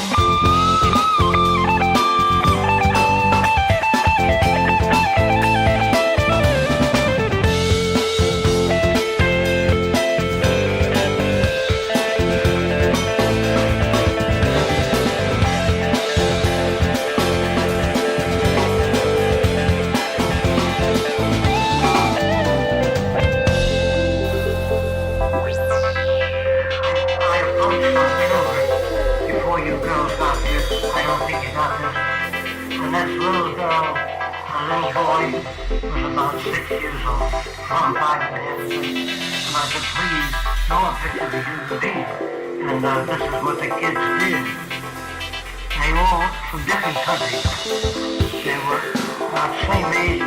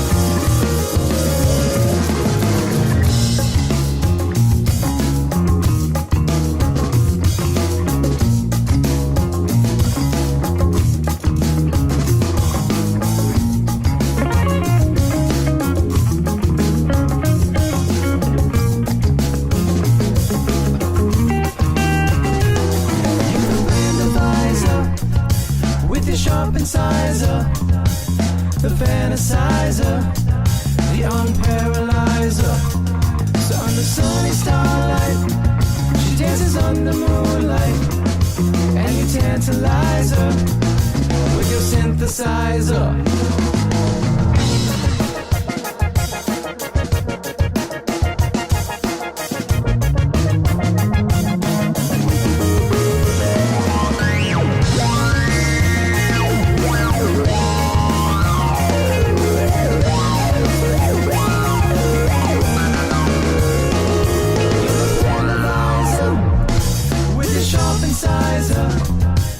The fantasizer, the unparalyzer.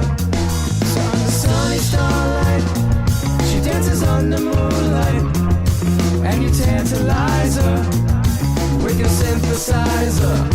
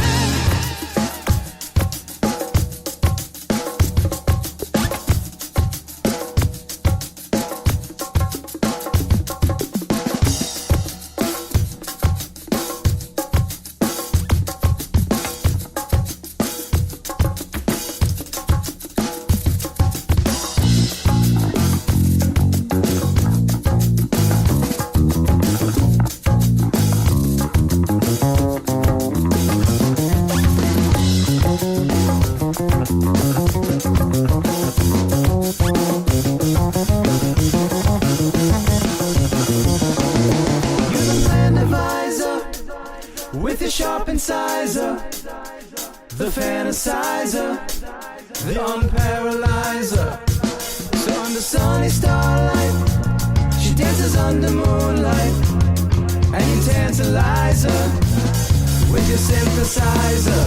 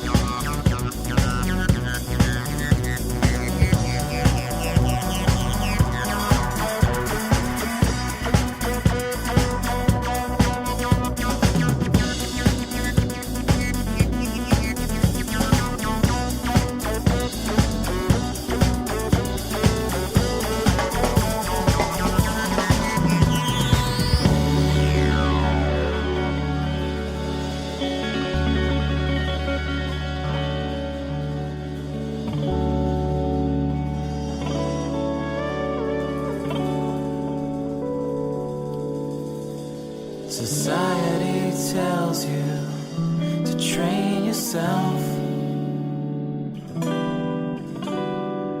and think only about yourself. Don't worry about someone else. Just you and yourself.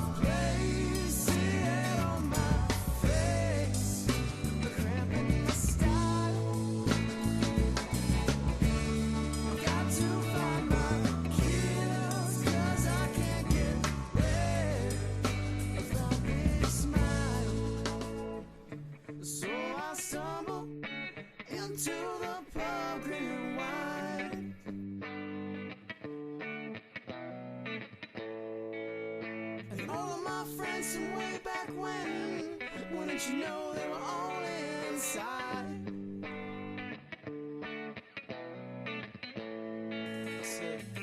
Tony, won't you grab a seat and sit back and relax? Because the next round's on me.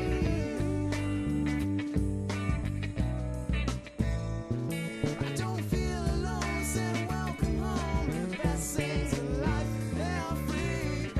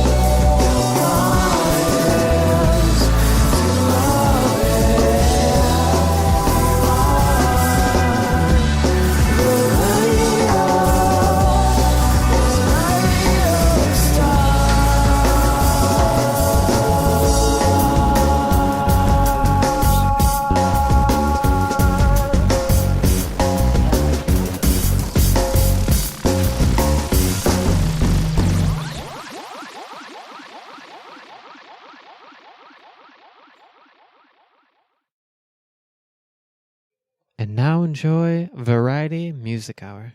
This is Jacob Pascus of Stratosphere, and you're listening to Bring Me to Life Radio.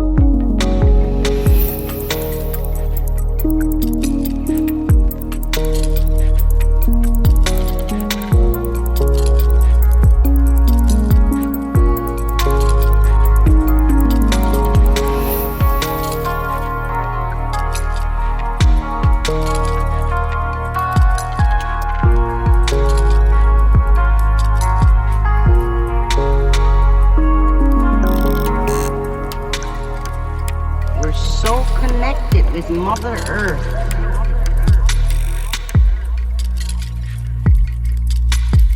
So connected.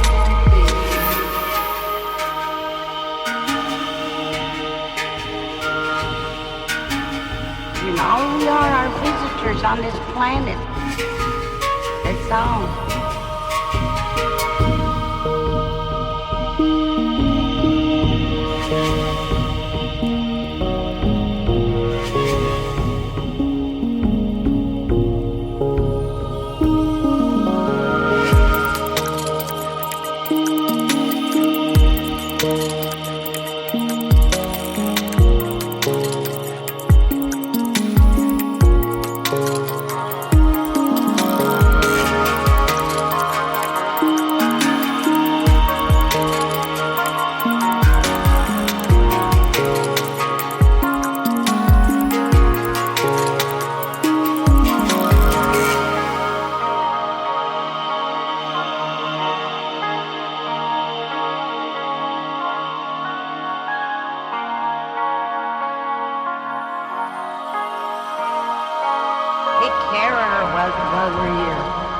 give thanks to her.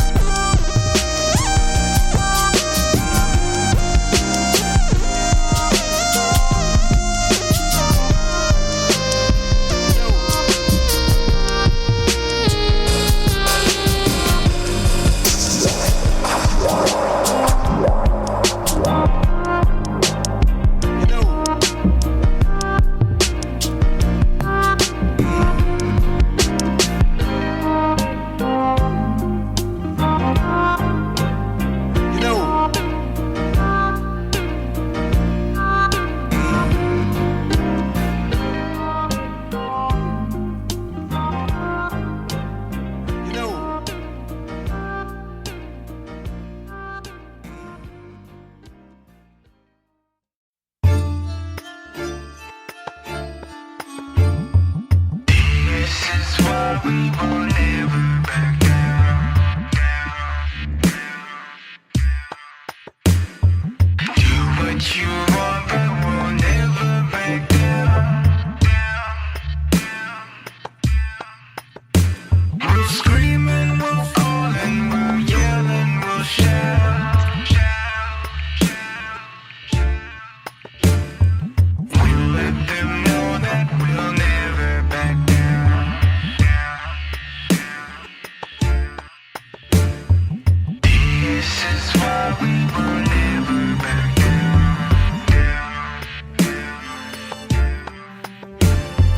Do what you want, but we'll never back down.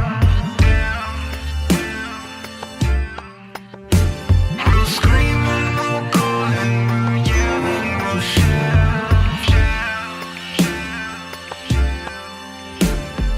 We'll let them know that we'll never back down. Back. I know you heard words, but how many heard actually what I'm saying? Babylon burns as we proceed to find shelter from the rain. Basic needs, eat and breathe, minus the strain. Why focusing on stains? Nurture what the seed contains. Ruthlessness in your compassionate actions. Imagine your universe and make it happen. Your power in practice, get your surface cracking.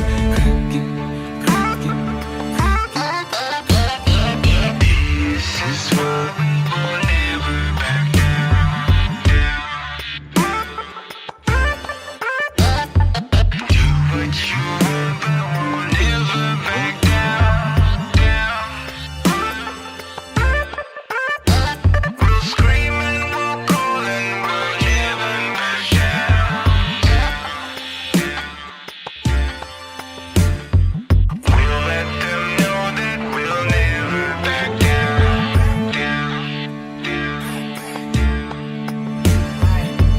Fluid usually gets right through the cracks of the walls. As we get it in, take a rinse as water begins to fall. Straight from the source we deliver, focus like the banks of the river. As we float downstream, in flow but in action. Ruthlessness in your compassionate actions. Imagine your universe and make it happen. Your power and practice, get your surface cracking.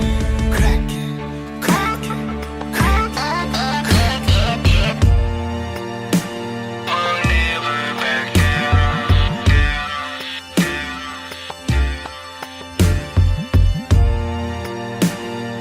Never back down.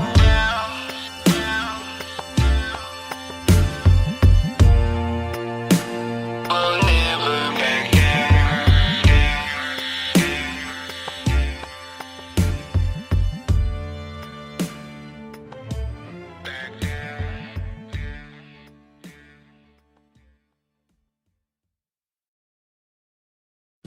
I got that feeling,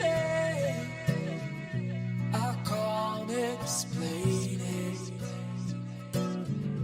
I got that feeling, I can't explain it. I got that feeling, I can't explain it. I got that feeling, I can't explain it. I got that feeling, I can't explain it. I got that feeling.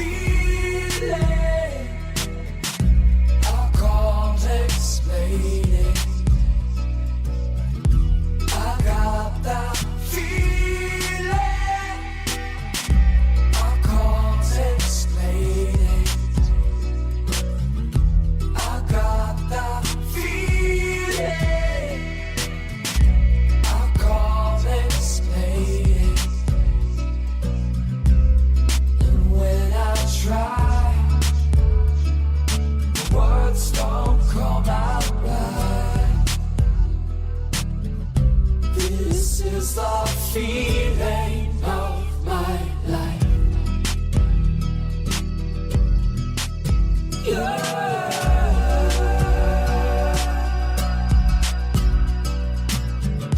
I got that feeling. I can't explain it. I got that feeling. I can't explain it. I got that feeling. I can't explain it. I got that feeling. I can't explain it. When I try, it makes me wanna cry. This is the feeling of my life. It's in my head, it's in my heart, it's in my mood, it's in my stars, it's in my blood, it's in my skin. It's nothing and it's everything. I got that feeling. I can't explain it. I got that feeling. I can't explain it. I got that feeling. I can't explain it. I got that feeling. I can't explain it. And when I try, words don't come out right. This is the feeling of my life. It's in the soul, it's in the wind, it's in your eyes every time we touch. It's in our laughter, in our pain. Oh, here it comes again.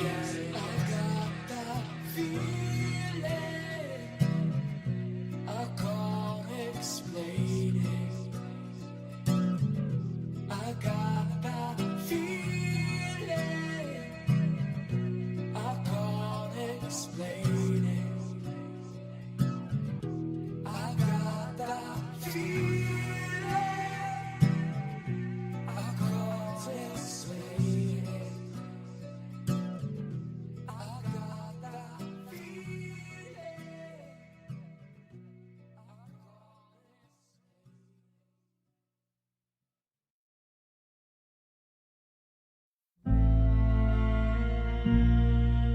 That first night we met, I won't forget. You the bright sunlight, I walking through a dark crowd. The party slowed down, talk stars moon. Float me on an angel cloud, sublime is the tune. Malibu to the beach, life's about fun, but we're just too young to really understand love. I told you that I fell, but then I stood me up again. You said I know who you are, and you healed up my wound. Came and removed pain.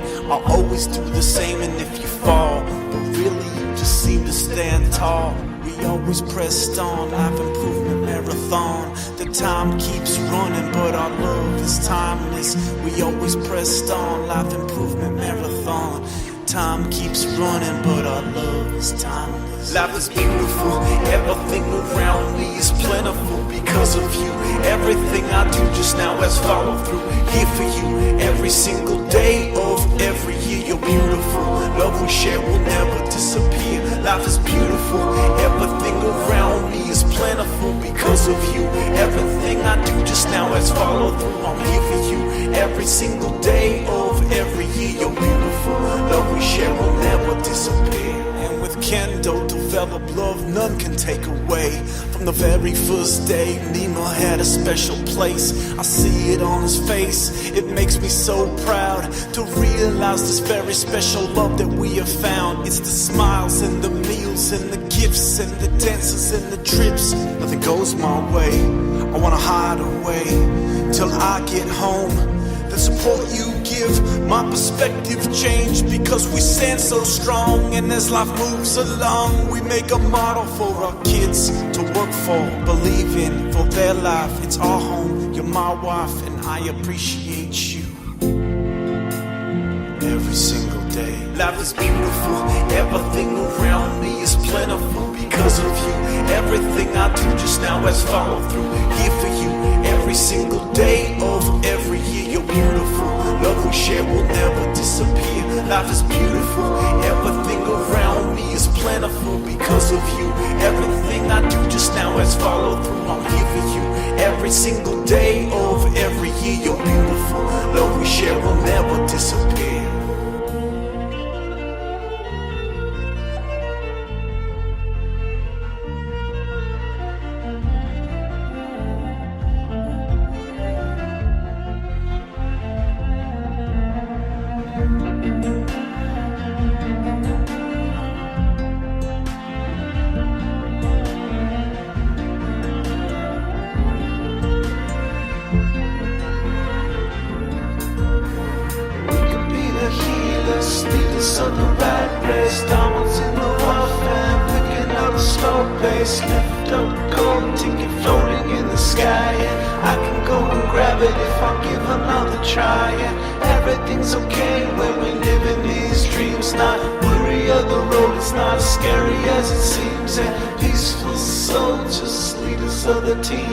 Capture the flag, life is beautiful.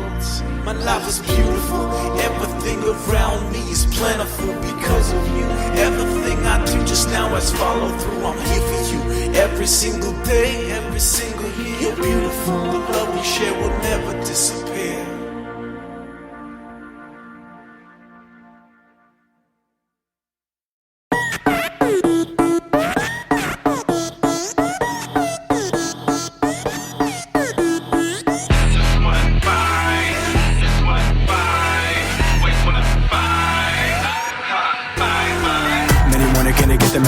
As if it's not waiting, there's a weight that's dropped in the end to the book of the dead. I see that look in your face, it's a little frozen, motionless movement.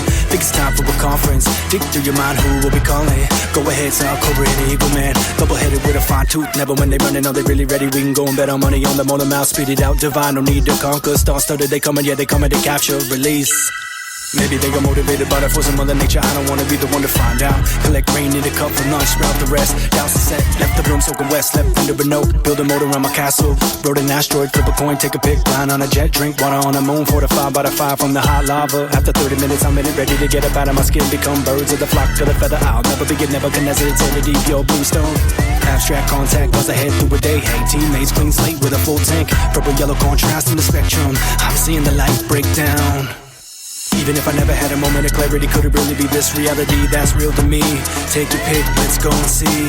The world unravels as I travel down this rabbit hole. And now I know. The world unravels as I travel down this rabbit hole. And now I know.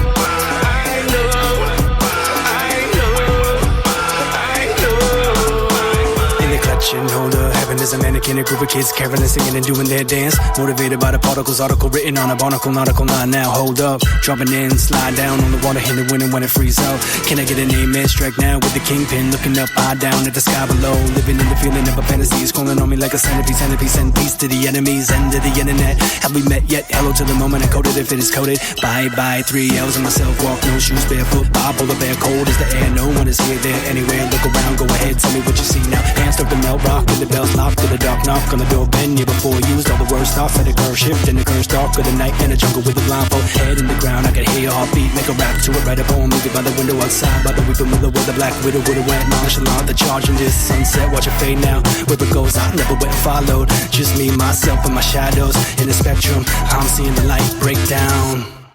Even if I never had a moment of clarity, could it really be this reality that's real to me? Take your pick, let's go and see.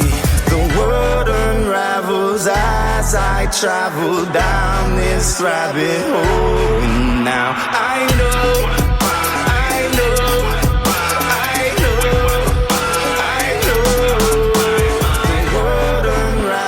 As I travel down this rabbit hole, and now I know.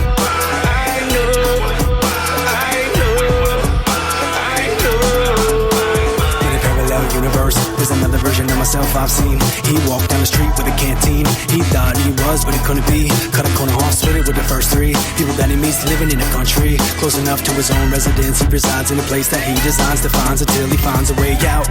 Then again, he's lost, he can't stop the part of him that wants to be a monument. His face etched into a monolith. The God complex nation raised him, a patient to paychecks. No wonder so many wanna be leaving the planet to inhabit a pattern of habits and feed a little cabbage to rabbits and savage. Who would rather be accountable at a control, chaotic, addict, or mad hatter who had a dab with the data inadequate, not enough to get him going. Exposure to the solar plexus. Can you catch this boomerang? Watch it come back around, duck down. More than 5 dimensions. The wish list keeps adding on extensions. Ascension never will have exceptions. Move on to the counter earth. There's a phoenix on the rise in the distance. Sunburst, feel the light force through the tunnel. Watch the shadows as it grows into contrast. In the spectrum, I'm seeing the light break down. Even if I never had a moment of clarity, could it really be this reality that's real to me? Take your pick, let's go and see. The world unravels as I travel down this rabbit hole. And now I know.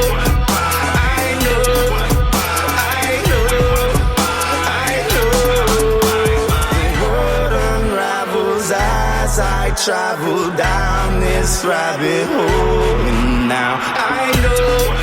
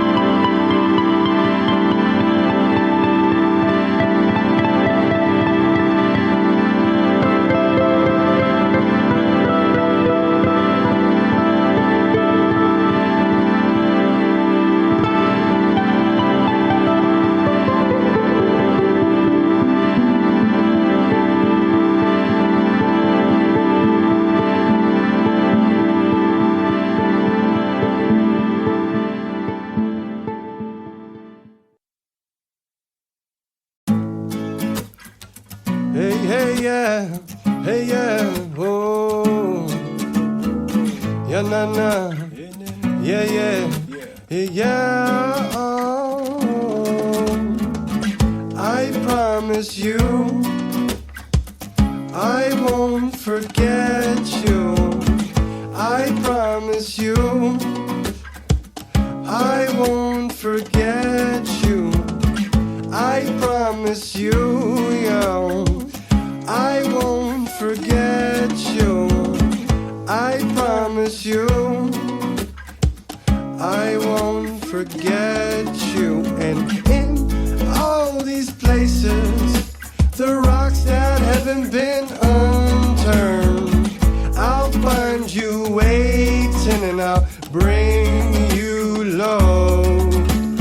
Oh, when the sun comes up, oh, when the rain is falling, we'll weather these storms together. I'll face the 7 seas and all the kingdoms of these lands. I'll venture to the corners of the earth with you. Oh, we're not alone, we're not alone, we're not alone. Oh, oh, oh. The feathered serpent, the white buffalo, and the coal of the conch, and the fires glow on all lands where the drum beats and a song in our hearts. We know these chants, they're echoing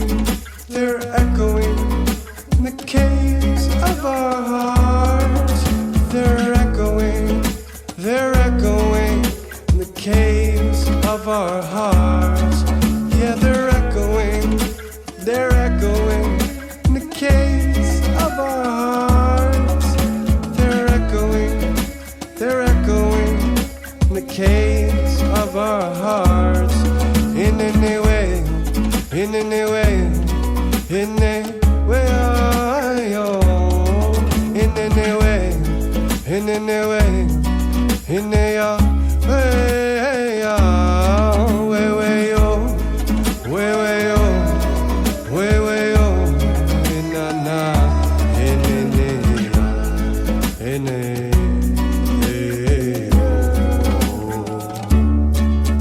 Above us, below us, you show us, you guide the way on. I can see you in the sky, in the great mystery, beyond my grasp, and yet they're there.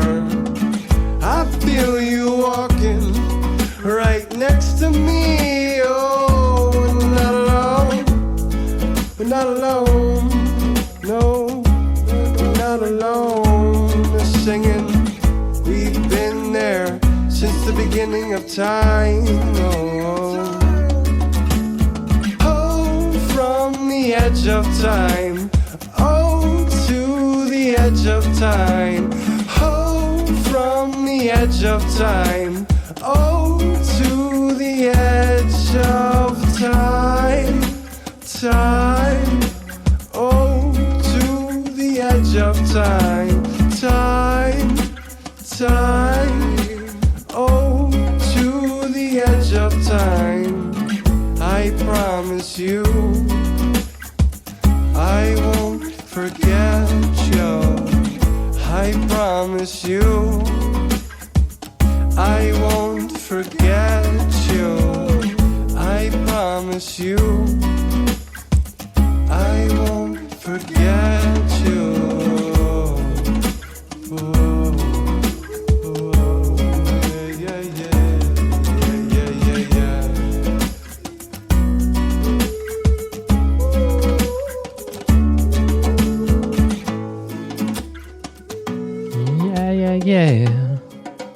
yeah, yeah, yeah. Thank you, everybody, for tuning in here to Bring Me to Life Radio. I'm grateful that you decided to do so. Looks like we have, we have an awakening talk now, and this is going to end today's show. This is a talk by Eckhart Tolle, Reality is Beyond Thought. Thanks everybody for tuning in. We'll see you all tomorrow with another great episode of Bring Me Life Radio. Don't forget to share this episode on all your favorite social media. And yeah, thanks yous for listening. And now enjoy Reality is Beyond Thought by Eckhart Tolle. On a day like this, maybe you'd rather be somewhere else.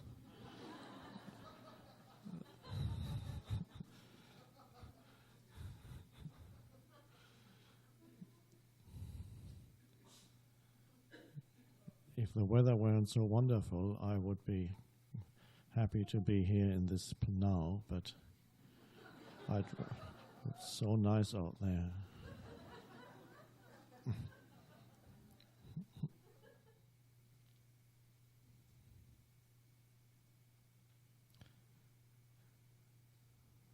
There was a Zen master walking with one of his disciples out in the country, and they sat down under a tree, and the disciple didn't quite get it yet, what Zen is. He'd only been there for 6 years.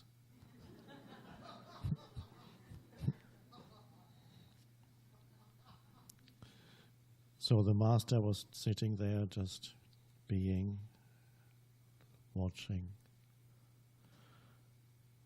listening. And the disciple was thinking. And then he said, Master, I've been thinking, how do I enter Zen? The question means, how do I enter the state of consciousness that is Zen? And there was a long silence before the master said anything. And then the master raised his finger and said, can you hear the sound of that mountain stream? And the disciple said, he at first couldn't hear anything, and then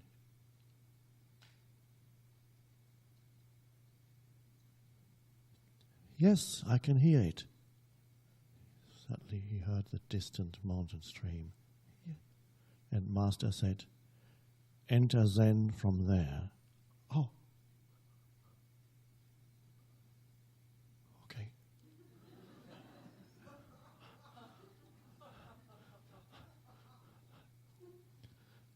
And for just a little while the disciple was there, attentive, alert, listening. And then, a few minutes later, the face of the disciple changed again from the openness to, Master, I've been thinking, now what if I had said, no, I can't hear the mountain stream? What would you have said then?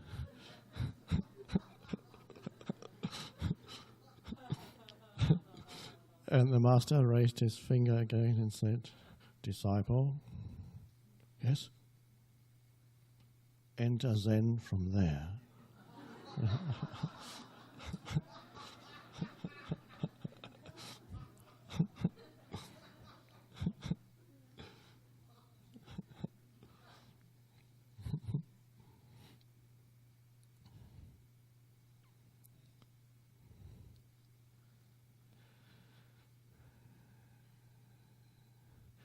So the mountain stream is beautiful.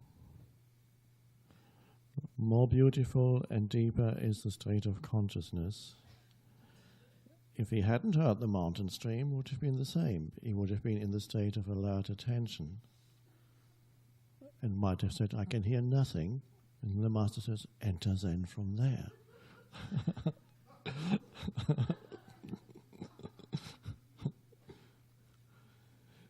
So here, I take this as a little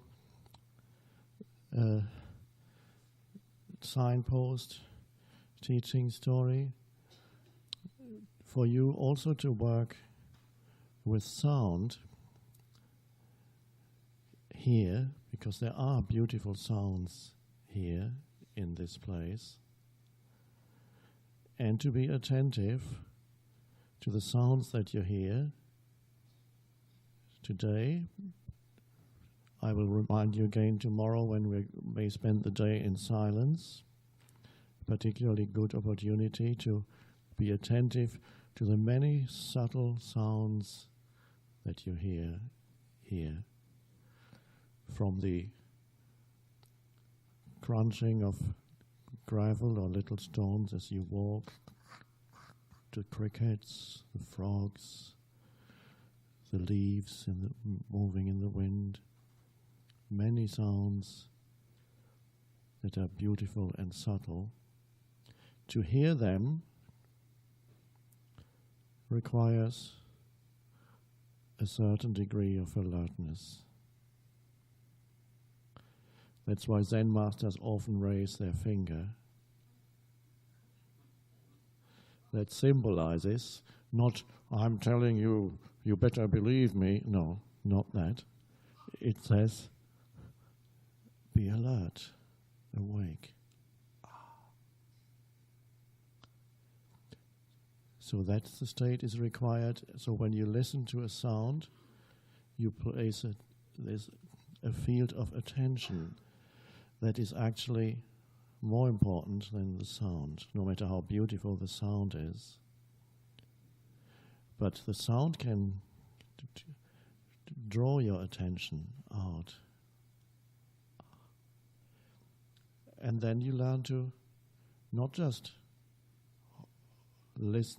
hear the sound and then immediately label it and then are done with it, but stay a while and remain attentive to that sound, or it might be a sequence of sounds if it's crickets or birds. Be attentive and remain there and let the sound be there.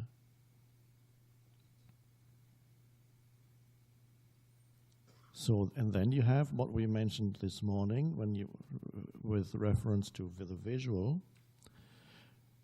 where you have the sense perception. The visual sense perception happens against the background of stillness. And now also the auditory sense perception happens also in the field of stillness, or against the background of stillness. So to every sense perception, there is a background. We could also call it the ground. In ordinary consciousness, humans are not aware of the ground, which is awareness, the background, the entire substratum, to use a term from geology. So as you listen to the sound, which is in the foreground of your consciousness, you're also aware of the background. And the background is very hard to describe in any way because it is not something. The sound is something. And as it is something, it is born and eventually it dies. The background is not born and dies. It's always there, unchanging. So you are lost in a surface world of external appearances and things when you do not know that dimension, the background dimension, that could also be called the unmanifested. But I'm using a somewhat different pointer. Some pointers can be more helpful to certain people. So there is the background, and to see that as you sit, stand, lie, you listen, there's the sound. Do I have a bell here?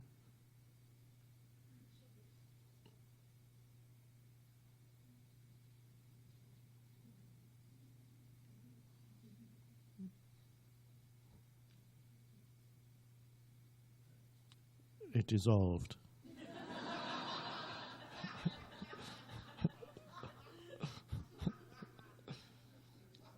I wanted to demonstrate how a sound comes into being and then goes out of existence, slowly fades out. But we have something even better. The entire bell has faded out of existence.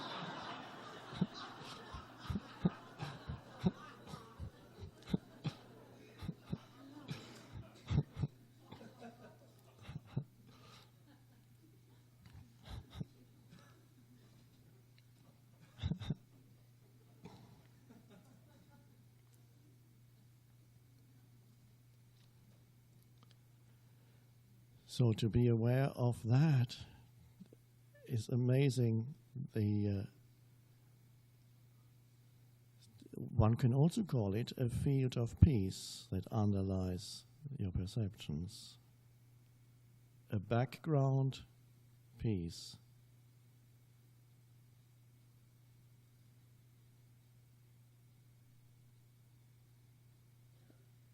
And imagine having that background peace in human interactions.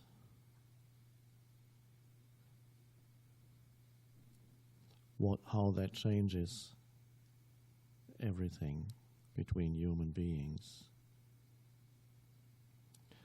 Let's put that aside for a moment and stay with just the sounds. It's a little easier. Humans are complicated.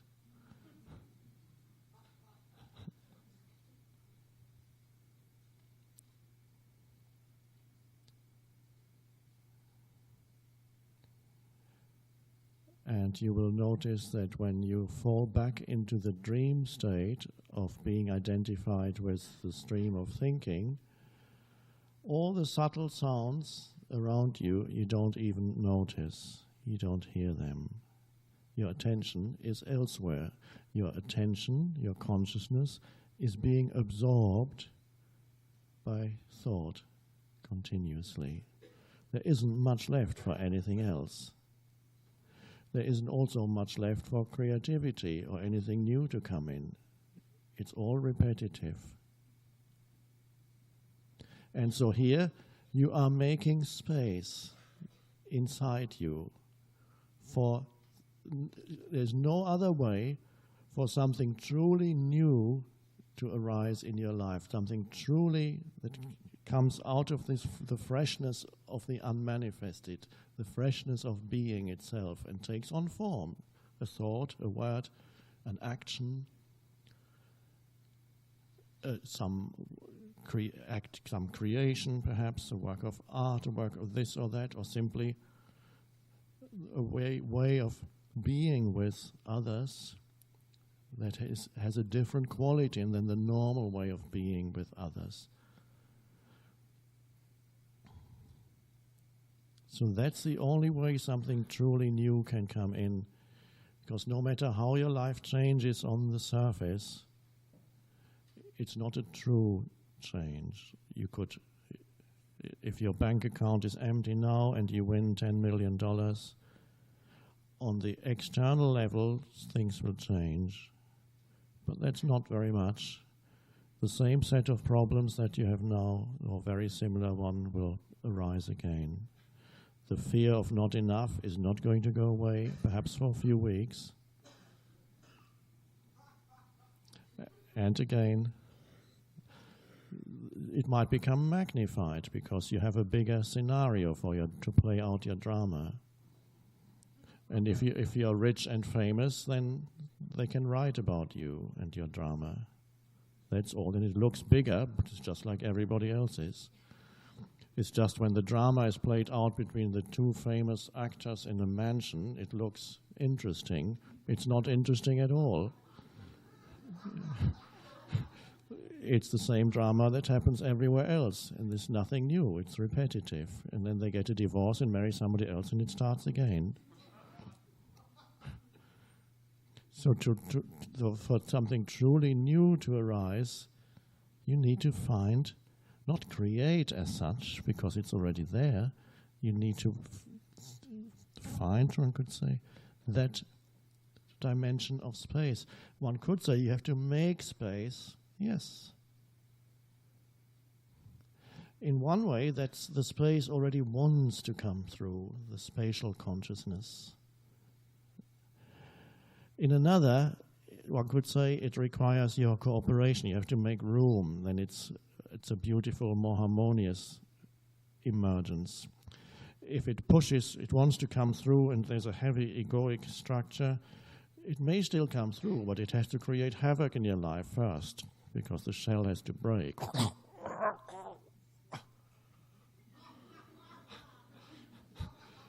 And then you're struck by some disaster that breaks the shell of ego, whatever it may be. And so there are people here who have already experienced some kind of disaster in their lives, some great loss, where their life is threatened or where everything collapsed. And something began to come through that. Otherwise, there was no space there, because there was all the mind objects that one had identified with as oneself, covering up the vastness, the infinite possibilities, the infinite potential that is there in the unmanifested, in the background, in the space consciousness. So these are beautiful pointers that there is in you object consciousness, which is thought, which is mental images. Anything that has form is object consciousness. For most humans, all they ever experience in their life is object consciousness. Their entire life experience consists of a succession of arising and subsiding objects. And they try to hang on to a bundle of mental objects that they think, that's me. Mental images, names, labels, what they think of me, or has been taught to think of who they are. But what are all these things? They are thought forms that you hang on to, and you wrap it with something, cling wrap, whatever, that holds it together, a very fragile structure. And that's me.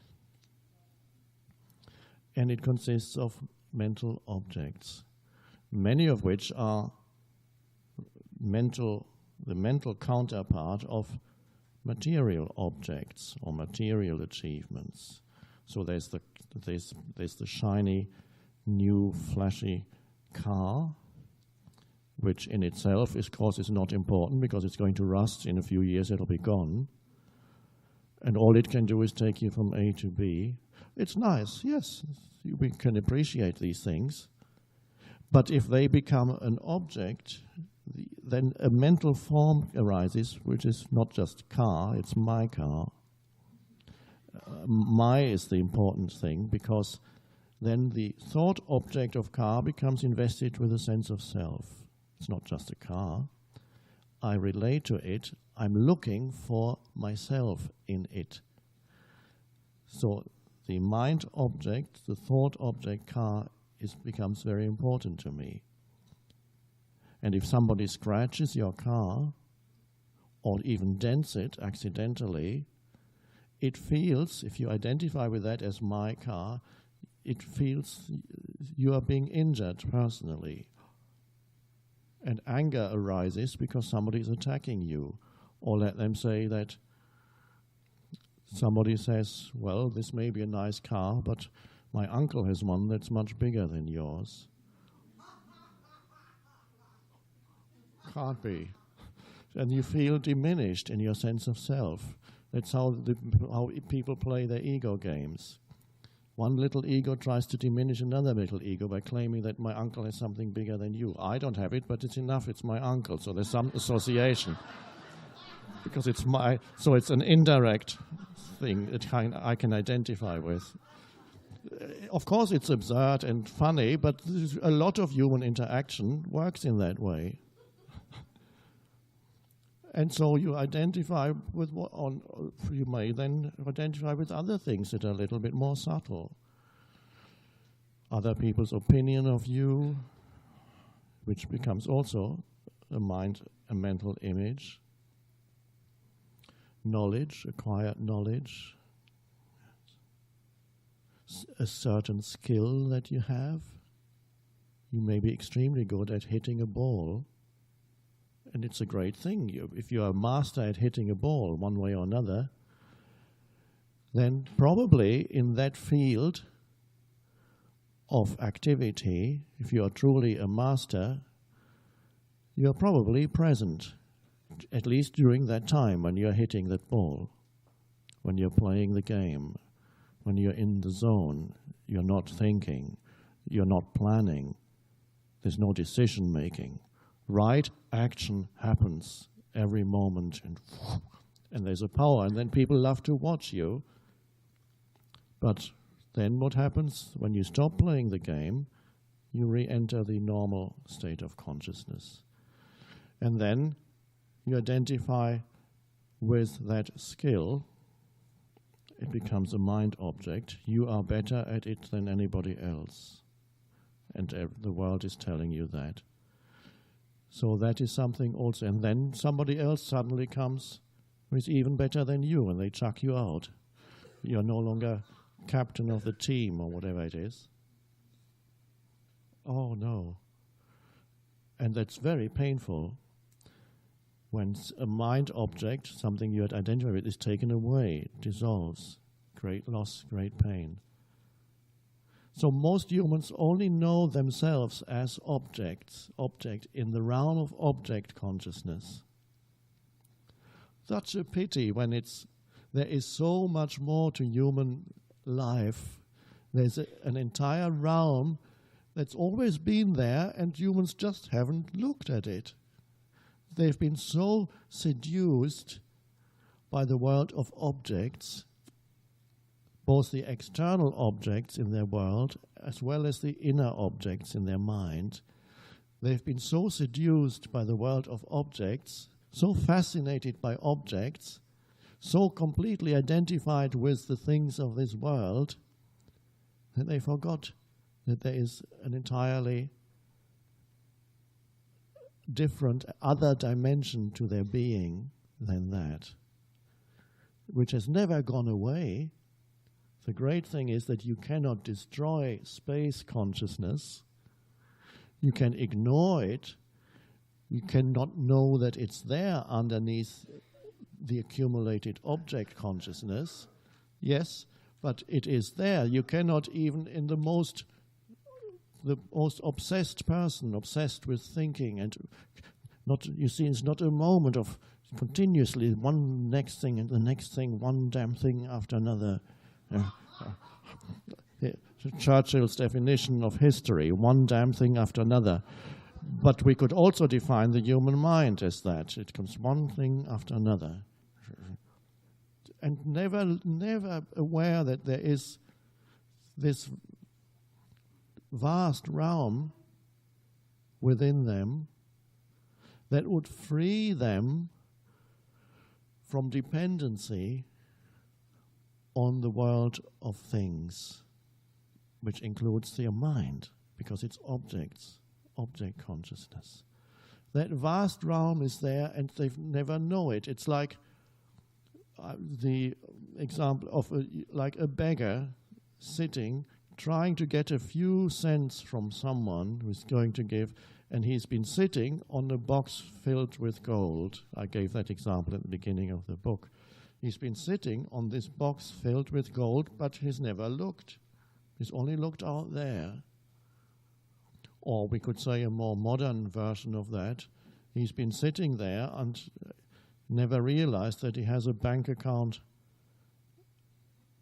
in Switzerland,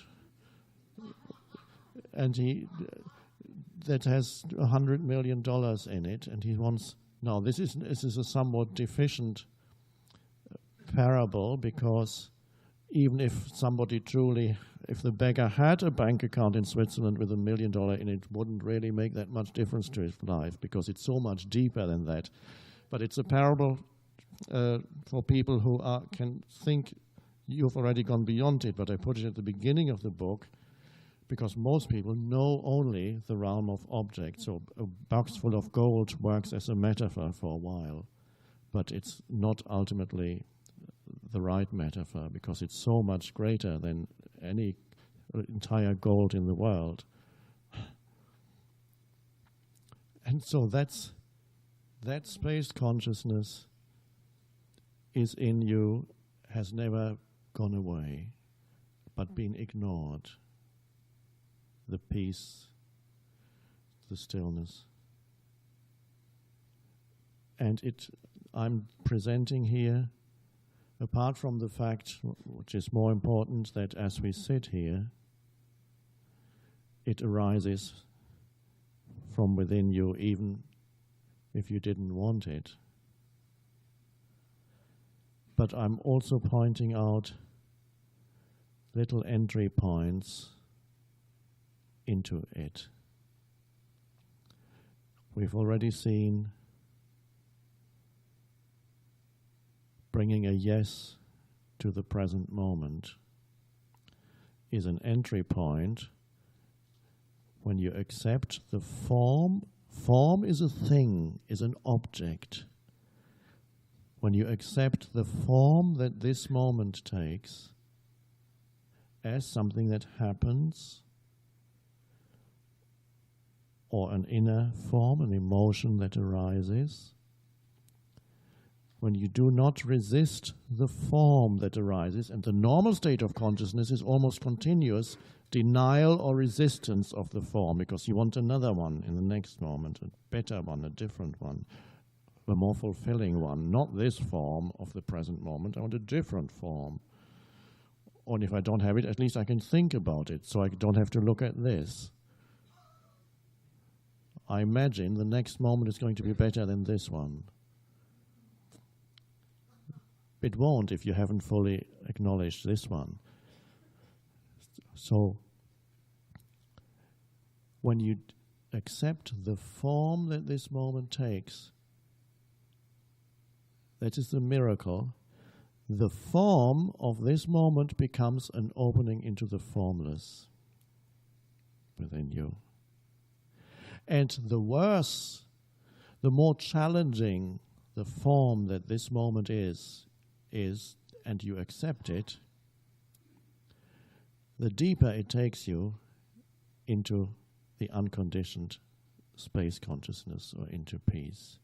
So if you were faced with a dreadful disaster in your life, it arises at this moment. Everything has collapsed. And you face it and see that the isness of this moment just is as it is. You look death in the face. You accept the form that this moment takes completely. And suddenly, you sense something that cannot really be described. It's a spaciousness or peace around that dreadful event. It happens within a field of peace or space. And I wouldn't use here the word happy. You're not happy when that happens, nor are you unhappy. It is beyond happiness and unhappiness. There's a serenity and a peace that come. But you can experience even with little things. Surrender to a little thing, a little form that this moment takes, a little challenge, and you find a little peace. Oh, nice. You surrender to the cold soup that I mentioned yesterday. And you find that the cold soup is giving you a little peace. It's not the soup. It's changed your state of consciousness. It's gone, oh, okay. You make room for it to happen. You allow it to happen. You make space for it to happen. Humans don't make space for things to happen. They want to remove space from things. So now, if something is happening and you make space for it, you become the space. So, and this is the grace that is hidden underneath so-called bad events. Now, bad events have a scale of, they start with a cold soup, very little, and go on to some dreadful accident, disaster, imminent death, or everybody around you died, or you lost everything, or somebody tells you you only have 3 more weeks to live. You have the scale. Something dreadful, something so-called bad happens in your life. And then there's a scale. Cold soup is easy, but for some, that's a challenge too.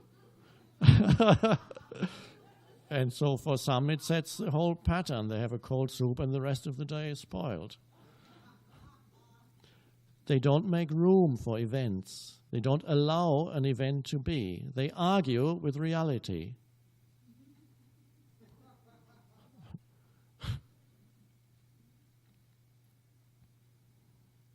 I saw a cartoon once. It's hard to describe, but I'll attempt it. It showed people wearing placards. It's come some kind of protest march. And the placards contained only horizontal lines. And the entire surroundings, the street and the houses, were drawn in vertical lines. So the message is, we are against it. Whatever it is, we are against it. So if you make room for something to be, it can only be this moment because nothing can be apart from the now. You make room for something to be, it already is, so why not allow it to be. And this act of allowing, easy to do when you face something beautiful. I allow this beautiful tree with the magnificent colors to be. That's easy. And then you walk one more step and suddenly you think your right foot goes right into the mud. Crunch. And there comes a minor challenge. Can you immediately say, oh, it already has happened. It is already. Not much you can do except, of course, pull your foot out and walk on. But usually, of course, it would lead to a reaction. So some words may then come out of your mouth.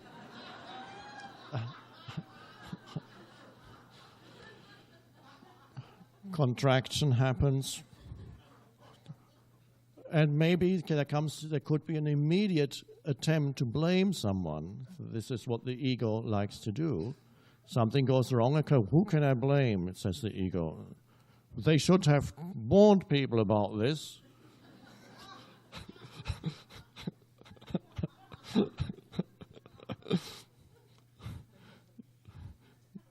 Or if you're in the States, then the favorite thing is go to a lawyer and sue them.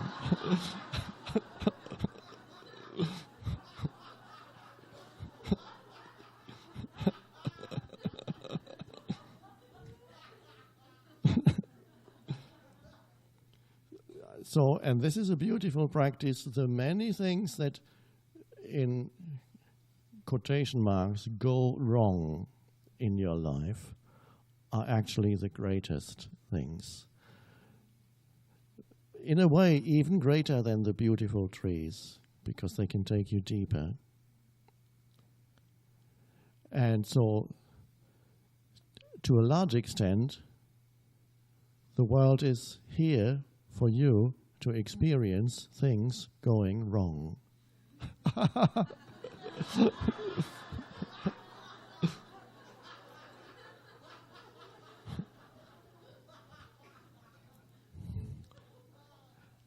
And that is the challenge of the world. And if you still think otherwise, you may have lived on this planet for 50, 60, or 70 years and still expect things not to go wrong.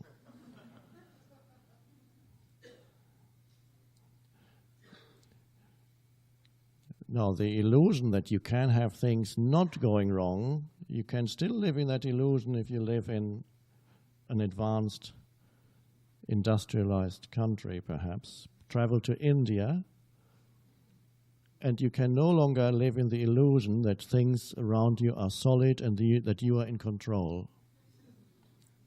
You're not. Nothing that you plan is going to work out. Everything is going to be totally different from the way you expect it. And things will constantly challenge you, forms. And wherever you look, the world is not as solid as it seems to be here.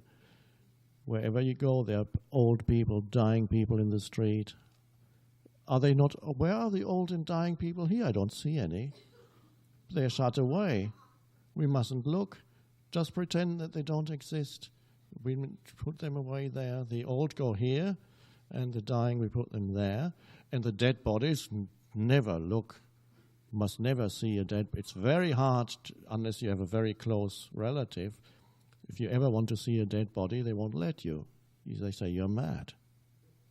But if you are in India, you see dead bodies very easily. It's normal. And so you get a much better sense of the fragile nature of the world of things, objects, and forms, how insubstantial this world actually is. And it's only in the West that you have the illusion that the world of form is very substantial, solid, and was going to last. It's there. It has a solidity and permanency. It doesn't. And when sometimes a gigantic man-made form collapses, like 2 years ago in New York, that comes as a dreadful shock to people because it looked so solid and it collapsed. So the world of objects isn't as solid as it seems to be. The world of bodies isn't as permanent and solid as it seems to be. It is very, very fragile, fleeting, insubstantial. So if that's all you know, then you are in this fleeting, insubstantial universe, and there's nothing. And of course, there's constant fear when you identify with that.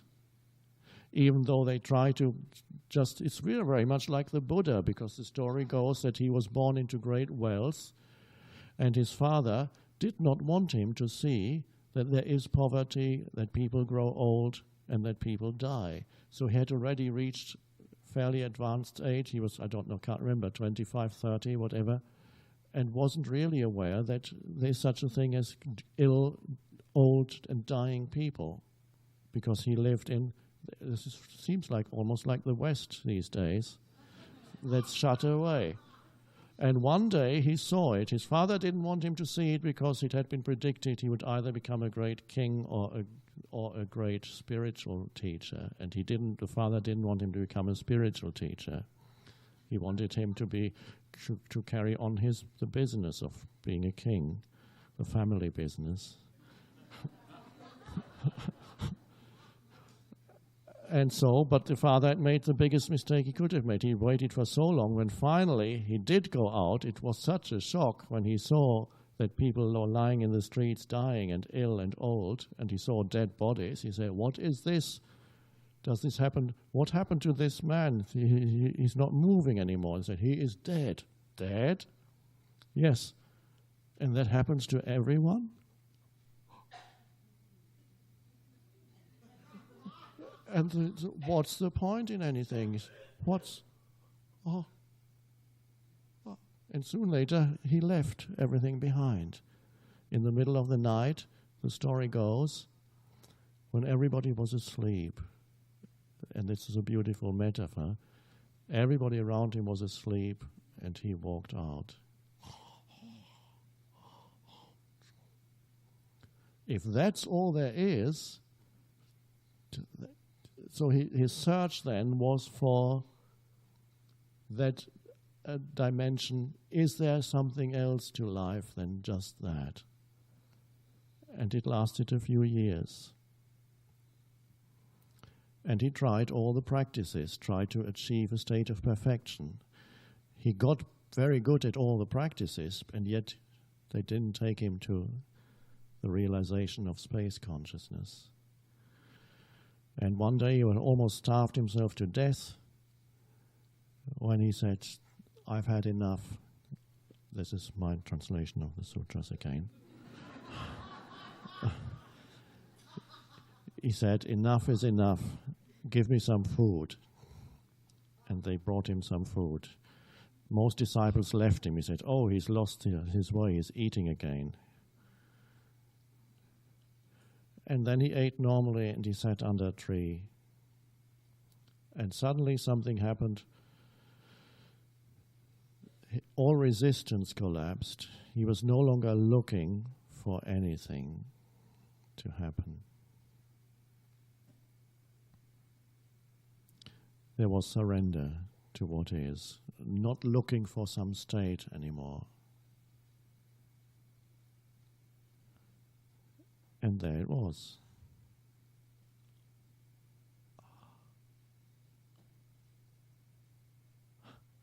The last thing that, there's a film, The Little Buddha, which has some nice things in it, although it's too much about the legendary Buddha, but there's still beautiful scenes in it. The last thing that disturbs him is when he's sitting under a tree and he sees his reflection in a little puddle of water. Self-reflection. And he sees his face in the little puddle of water next to him, and he's fascinated by that suddenly. And suddenly an arm comes out of this pool of water and tries to pull him down. And he frees himself, and then the reflection is gone.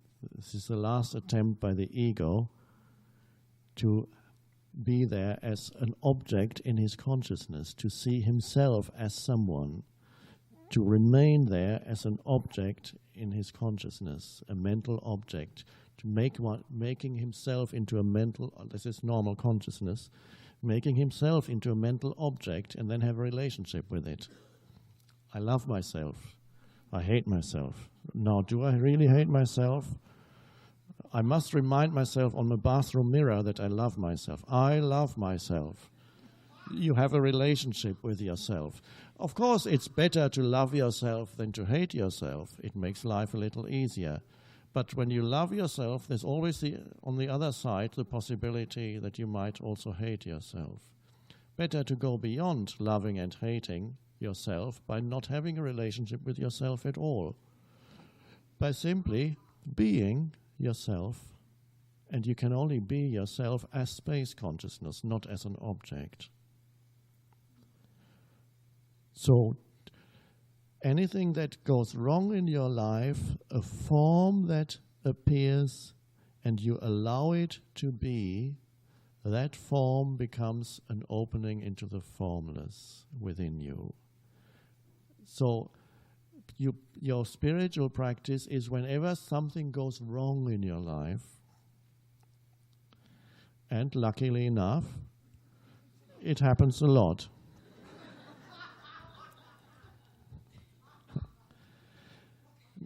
Not saying that you cannot improve your life. You can improve your life greatly. You can create a much better reality for yourself, which is nice. You can create through applying the power of thought and action and visualization. You can improve your life considerably. You can live in a bigger, more beautiful place,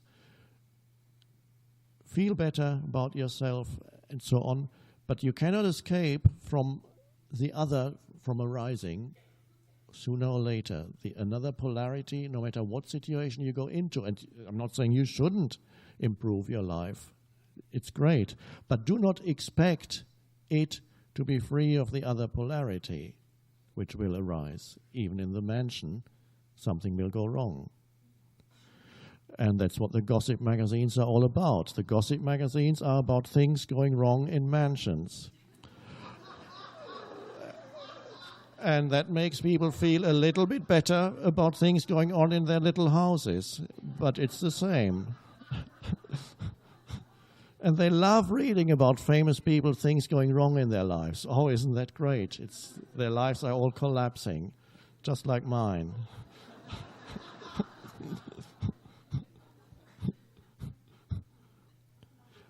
So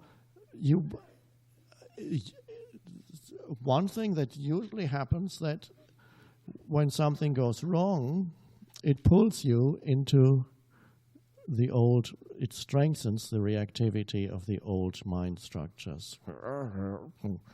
There's complaining and running away and shouting and fighting. But there's the possibility, when you recognize the little thing, big thing going wrong, so to speak, that it isn't really wrong, you work with it. You work with it by not resisting the isness of the suchness. Buddha has this beautiful expression, suchness, the suchness. And you work with that rather than resisting it, allowing the suchness of what is right now, the form that this takes.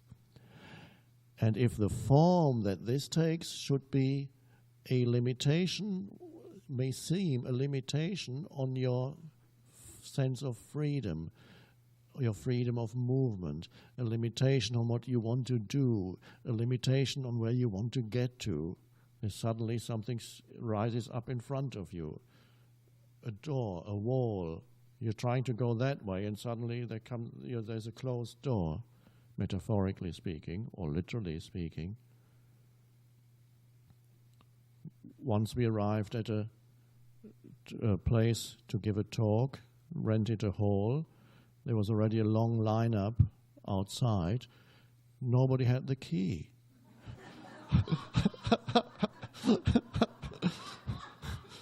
And there was nobody there. They had all gone home. So 200 people were lining up. Some were getting angry. I arrived. Can't get in. So you're actually faced with a wall. So what do you then start shouting? No, of course you take action.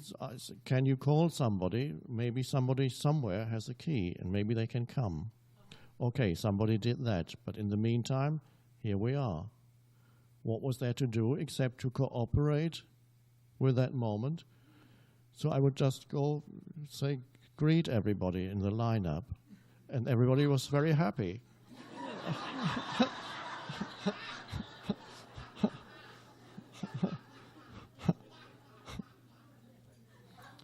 And almost by the time I reached the last person, somebody had arrived with a key, as if it had been planned. Now the strange thing is, when you cooperate and allow something to be that initially looks like an obstacle, initially looks like something has gone wrong, and both little and small, when you allow it to be, it becomes an opening into something that you cannot predict what that is. It changes its face from hostile to benign and helpful. The very event that seemed hostile turns around on the external level very frequently. Even more importantly, on an inner level, the shift happens. But you cannot really separate what happens on the outside from what happens on the inside. The inner shift happens, and then the significance of that situation changes also. So that really is the true spiritual practice, is to work with all the little and big things in one's life that seem to be obstacles or blockages. Whatever arises in the now, I'm not talking about some mental formations in the dream world of thinking, actual obstacles, actual things going wrong, losing this, missing that, meeting somebody and it's the wrong time, it's the wrong place. And don't try to figure out why this has happened. It's very often, more often than not, it's impossible because You may now think there must be a deeper reason why this has gone wrong. That's a secondary thing. That if you are to know the deeper reason, you will suddenly be staring you in the face. You can't miss it. But in the meantime, you don't even need to figure out what the deeper reason is. It's enough to allow what is to be and then see what happens. It doesn't prevent you from taking action. If you can take action, you take action. But in the meantime, the form that this moment takes is given space to be. And there's the key. Then that which had looked like an obstacle, a blockage, becomes an opening into space consciousness. So the archetypal image of that that humanity has is the cross. And people misinterpret it, and even Christians don't fully understand the deeper significance of the cross, because the cross is the worst thing that could possibly happen. It's an archetype of suffering. The man on the cross is humanity. The cross is the archetype of suffering. The cross is a torture instrument. The cross means complete helplessness, complete extreme pain. But also, it means surrender. Not my will, but thy will be done. Thy will is the will of the whole that has brought about the form that this moment takes. And then surrender happens, and it's strange that the torture instrument is a symbol for the divine at the same time. And it turns into a symbol for the divine through the act of surrender.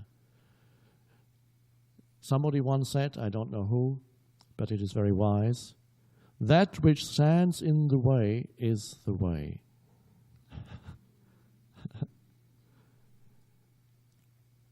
And I said in this book, Stillness Speaks, that which seemed to deny the existence of any transcendental dimension to life becomes an opening into that dimension.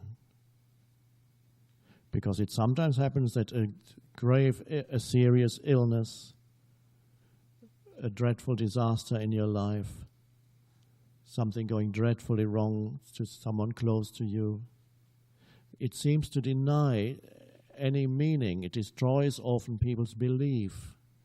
Christians sometimes come to me and said, I've lost my faith because this or that has happened to me, or to my wife, or to my children, my son.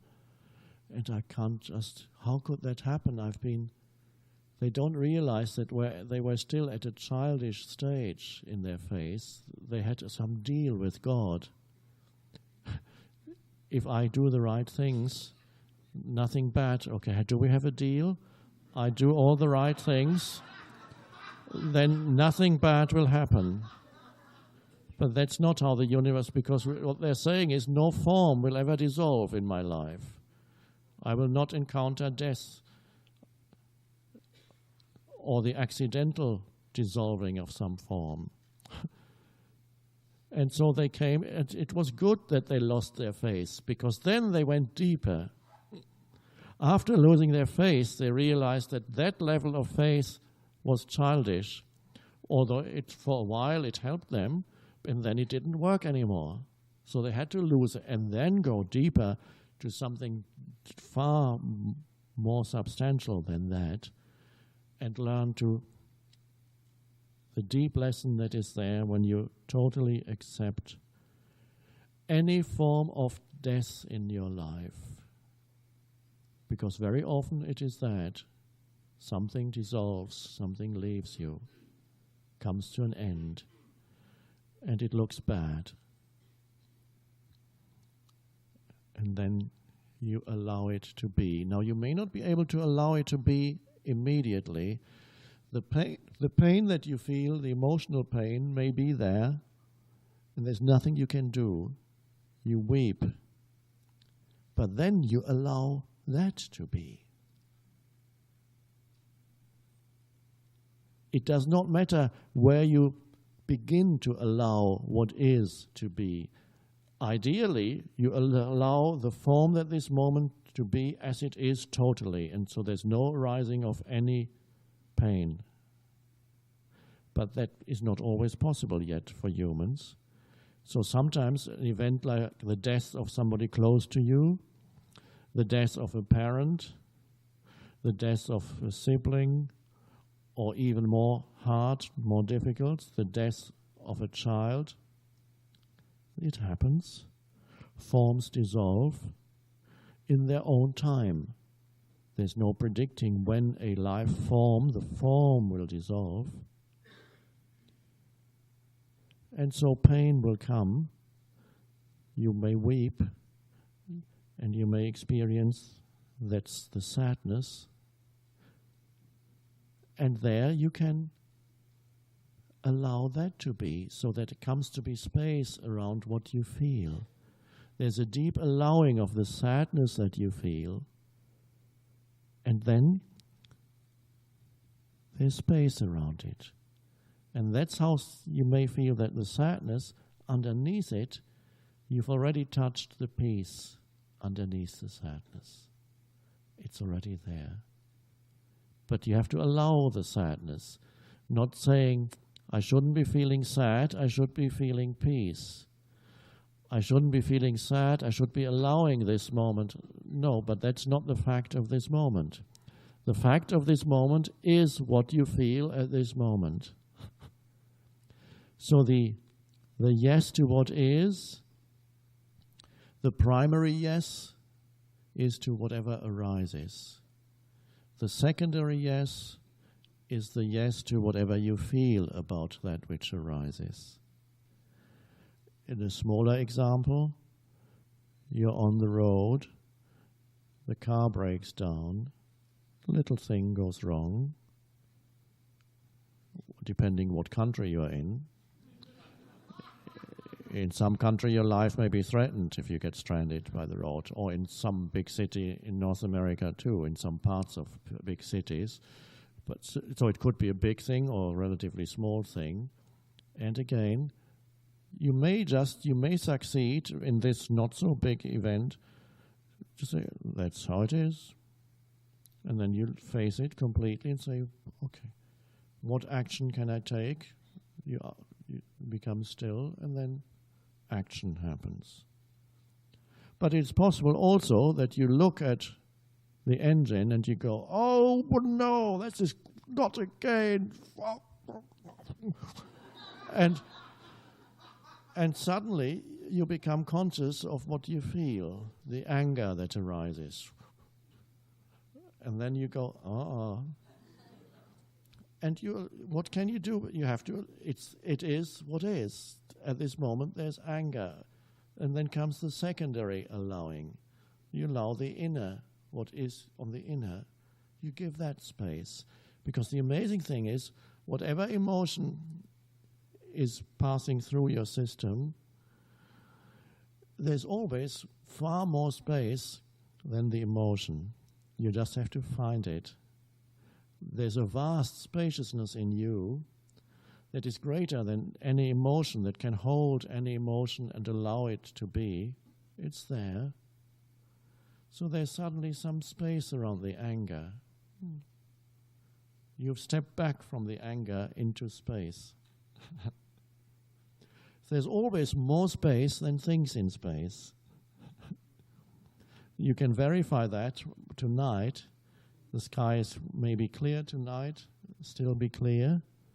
And you look up into, you go away from the few lights that there are, so you can simply see vast stars, suns. Most of the stars that you see, except for the few planets, are suns at great distances, and you only see a tiny fraction of the infinite vastness of the universe. And when you look, you can see there are two dimensions. There are things in space, and there's space. It's so easy. There are things in space, and there is space. But that which is awe-inspiring about when you look up there is not the things in space, What is awe-inspiring is the vastness of it. Infinite, unimaginable vastness of space. Billions, not just billions of suns, billions of worlds, of galaxies. Each galaxy consists of billions of suns. Vast. And you look, it stops your mind when you truly look. You go, unimaginable vastness. Yes, the suns and whatever else is there is beautiful to look at, but that sense of sacredness, of unimaginable vastness, is the space that you look into.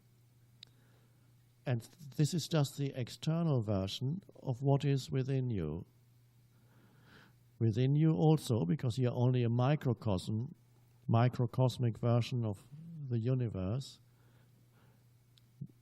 in you also there are things, objects in your consciousness, and there is the vastness of consciousness itself, the uncreated. Buddha calls it the unborn, the uncreated, the unformed. He doesn't, and this is so wise to put it like that, because by saying that, it is almost impossible to make it into a mental object, because the word itself denies itself as an object. It denies itself by saying the unborn.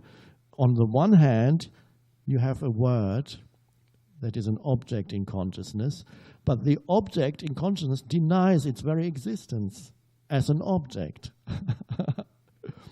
This is why the Buddhist teaching is so profound. So he says to his monks, there is, O monks, that's how he addresses his monks, in the translation, there is, O monks, an unborn, uncreated, unformed, unmanifested. And then it goes on, it's a little bit stylized sutra. If there were not an unborn, uncreated, unformed, unmanifested, there would be no escape from the world of the born, the created, the formed, and the manifested. Beautiful pointer. So, isn't it amazing that you encounter it not by running away from the world of forms around you, not by attempting to escape the limitations that the world of forms seems to impose on you continuously, and there's this longing for freedom in every human being. And most human beings look at their life situation as a set of limitations around them. It usually is, because every form is limited. Even if you were extremely wealthy, after a while, that would become a limitation on you. You have to have walls around your big house and need bodyguards to go out. So, and then there are the limitations that the body at some point becomes a limitation on you. No matter how fit it is at this moment, eventually you'll grow old, and it may be a little more difficult to get up. Oh, my back hurts. Or a more serious limitation. And many limitations happen because form is limitation. And there's a longing in humans for freedom from limitation. Freedom. And people believe that this freedom can be found in some situation. This is not to say that you cannot improve your life situation. It is wonderful to do that. Work to improve your life situation. Live in a nicer place. But not as an believing that will free you. It's nice because when you play with the world of form, it's nice to have beautiful forms around you if you can, But don't depend on them too much, because you juggle these forms and then one drops. And then before you know, another one drops, and then somebody throws you on more. Okay. So the escape from limitation is not the escape from the limitations of form in your life. It's through the seeming limitations. By allowing the form of this moment, which quite often seems to be a limitation on your life, by allowing it internally to be as it is. So one could almost say you walk through the limitation, not away from it. You don't run away from it. You face it. And as you face it, allow it to be, it's no longer a limitation. That's inner freedom. So you find inner freedom often in the worst of circumstances. People have found it. They found it in prison camps. They found it through serious illness. They found it through serious disability. They found it through loss of everything that they had and identified with, and suddenly they were driven into acceptance of what is. And then the very limitation around them became an opening. And so some people in prison are living this teaching also. I get more and more letters from people in prison who have become free in prison. And some reported, a couple, that they got released prematurely and they were not even up for parole.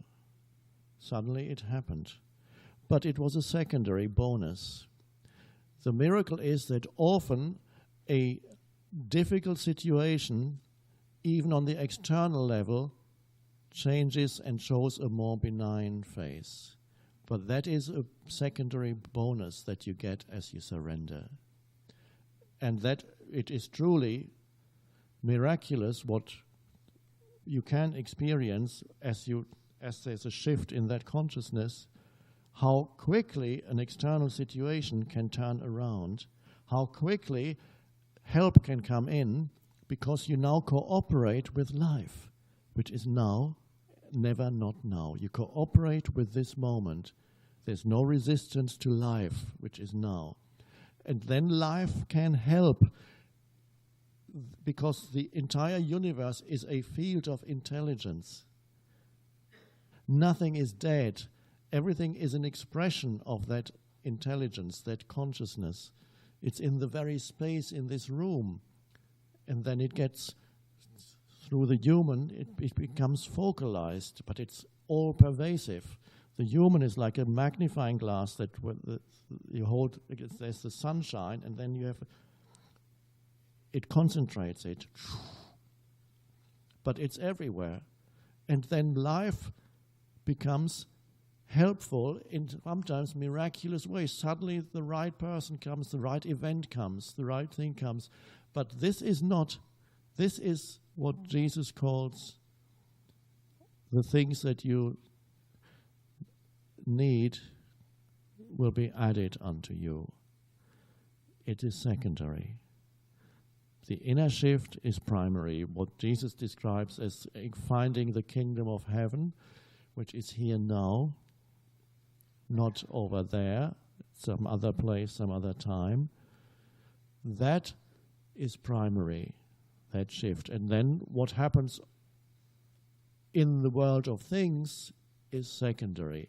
But miraculously, more often than not, a shift in the world of things will reflect the inner shift. And if it doesn't, the energy that you bring to it will change it. So, in other words, maybe they won't release you yet from prison. Maybe you're still there, and yet you become a factor in that place that usually would be called bad, that is healing and brings enormous help and healing to those around you. There are people who are now who are in prison and teach this already. So they are exactly where they are meant to be. It's amazing how either the situation changes or that which you bring to the situation changes, and so the quality feel of the situation becomes different. And so the work then is, you can now see, to welcome the moment, no matter what form it takes, particularly if it looks not good on the surface. That's where the your work, if you can call it work, I don't like that word, but particularly when this work becomes powerful, when applied to all those many events in your life that look not right, wrong, shouldn't have happened, it's not what I want. There you apply becoming friendly with what is. Then the limitation of what is becomes your portal into freedom from the form, your dependency on the forms, your inner dependency for your sense of who you are, your sense of well-being, of peace, on forms. That goes. And so then you can say what Jesus said, I have overcome the world, he said. People didn't understand what he was talking about. Maybe one or two understood. How can he say, I've overcome the world? He has no power at all. Where's his army? He doesn't have, he's powerless. How he hasn't he was talking about the inner realm, dependency on things for his inner state. Because all the teachings of humanity, the deep teachings, they do not come from a person. They are nobody's possession or achievement. They come when someone, a person, a human form, becomes transparent in their personal selfhood. The objects become loose and let through space consciousness. Well, there are still some objects in the mind, yes, this and that, but not self-identification with the objects, so they don't form this crust of self that blocks that which is underneath. So it comes through. You become transparent to that spaciousness, and then something comes through you into this world. It may be through words, it may be through action, it may be through a simple invisible emanation of your being that does something even to this world of things. It changes things here too. It makes it more harmonious, a more benign place to be, a less harsh place. Yes, where polarities still exist, but in a more benign way. In other words, you become an instrument for healing in a very wide sense of the word, for peace. Peace comes through you into this world. And it is the peace that you cannot understand, that Jesus didn't understand either, because he said, the peace that passes all understanding. So in other words, he didn't understand it either. His mind didn't understand that where it comes from, the depth of it. You become a field of peace in this world. It's almost as if something from another dimension came through you into this world of form and affects the world of form. So this is your destiny also, to become that transparency as the crust of identification with mental objects breaks up, dissolves, something shines through. And so in many of you, you already bring, as you go out into the world, you bring peace into situations simply by being there, by not stepping out of the old reactive consciousness.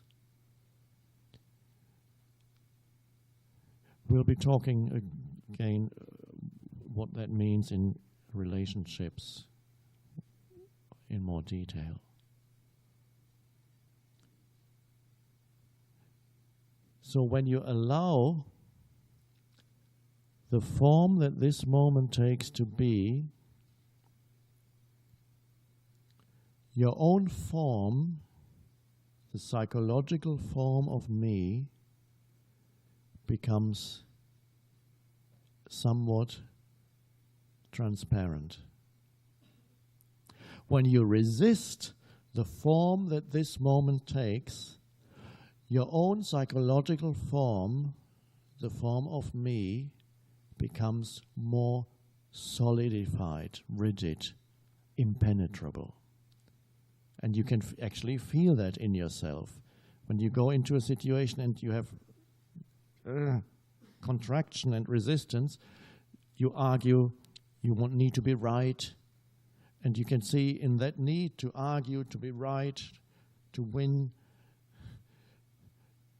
fight, your own, the psychological sense of self contracts and becomes more hardened. The me, you get a stronger sense of self, stronger sense of who you are. But it's the illusion of who you are. When you can triumph over somebody and show them that you are right and not they, or that you have more than they, or you know more than they, or can do more than they, or you are more miserable than anybody else, it works either way, as long as it's more. You are ill, I've been ill for years. Mind, I have more than you. I may not have more money than you, but I'm more ill than you. And this is the madness of the human condition. When you resist what is, the form hardens the self. And when you allow what is, it softens. And as it softens, it becomes transparent. And something shines through that is spacious. You become spacious. And I am sure it also does something even to your physical form. Although scientists don't know, haven't discovered what that is. Maybe they haven't examined a surrendered human being yet. Maybe they haven't heard about it yet.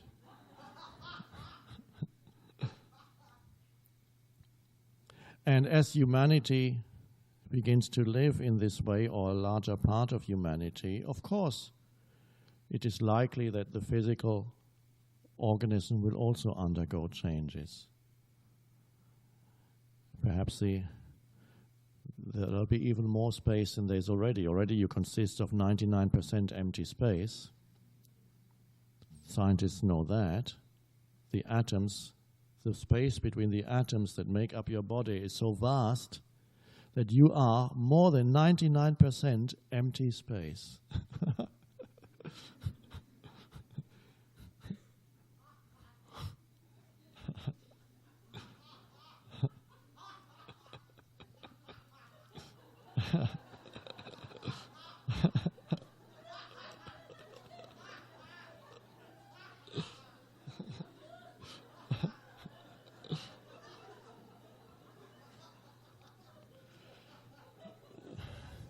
In Zen Buddhism, they have satori. Satori is a sudden flash, a sudden realization, not always lasting, but it's there, sometimes accompanied by shouting or laughter.